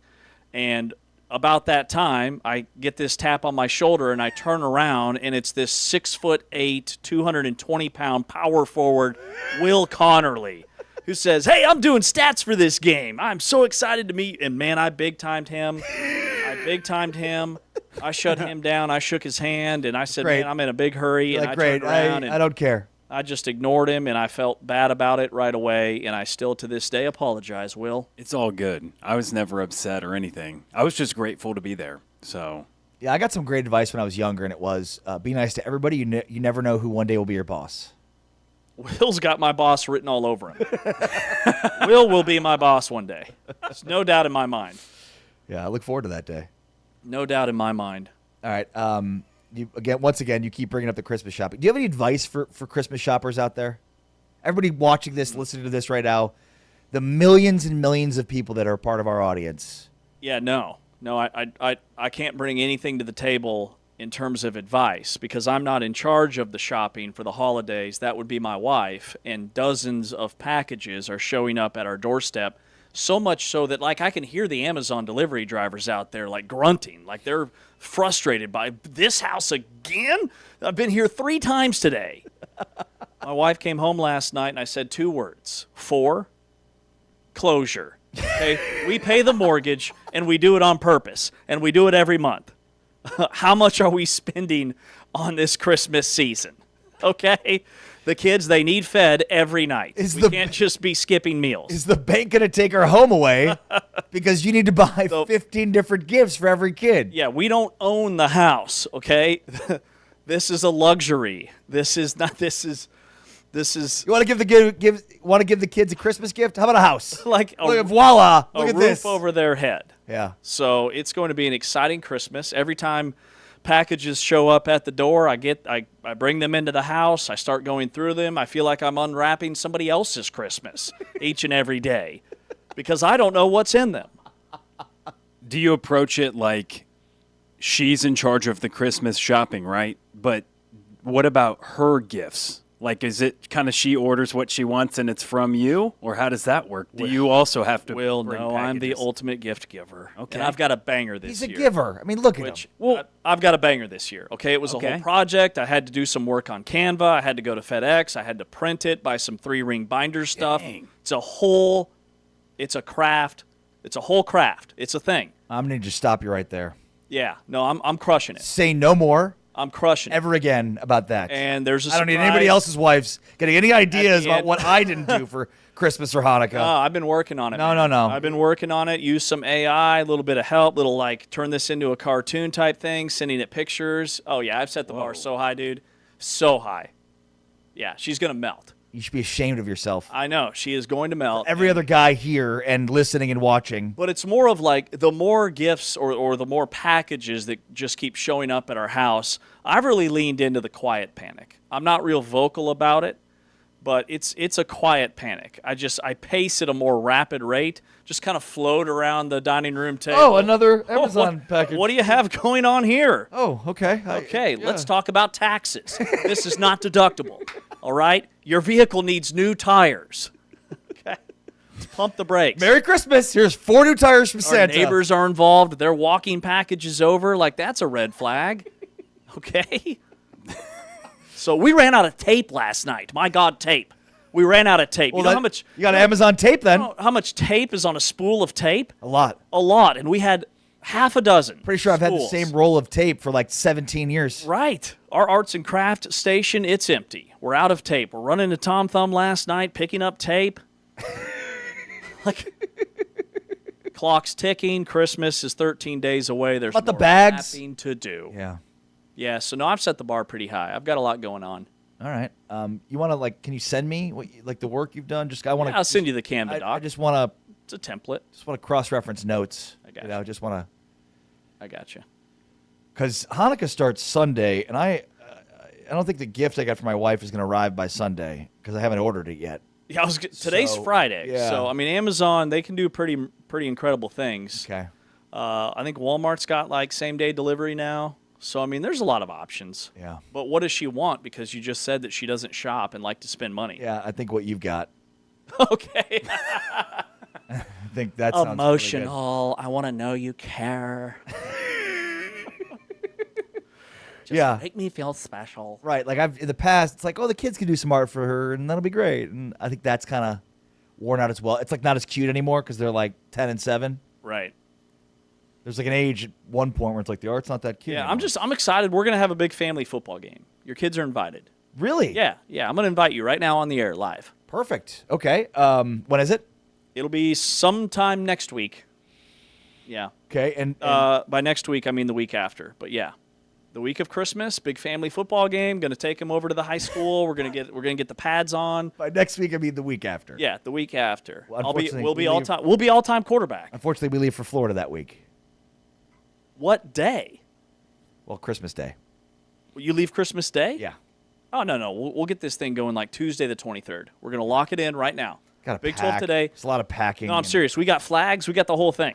Yeah. Yeah, a bunch of kids running around. You and I are all time How many quarterback. kids do you have? You have 2 kids. All time quarterback. Then you've got more. Like I don't understand. How many kids? We've got 4 boys. Are you pulling in kids from off the street? Like, yeah, come have Christmas with us. Dude, this is perfect.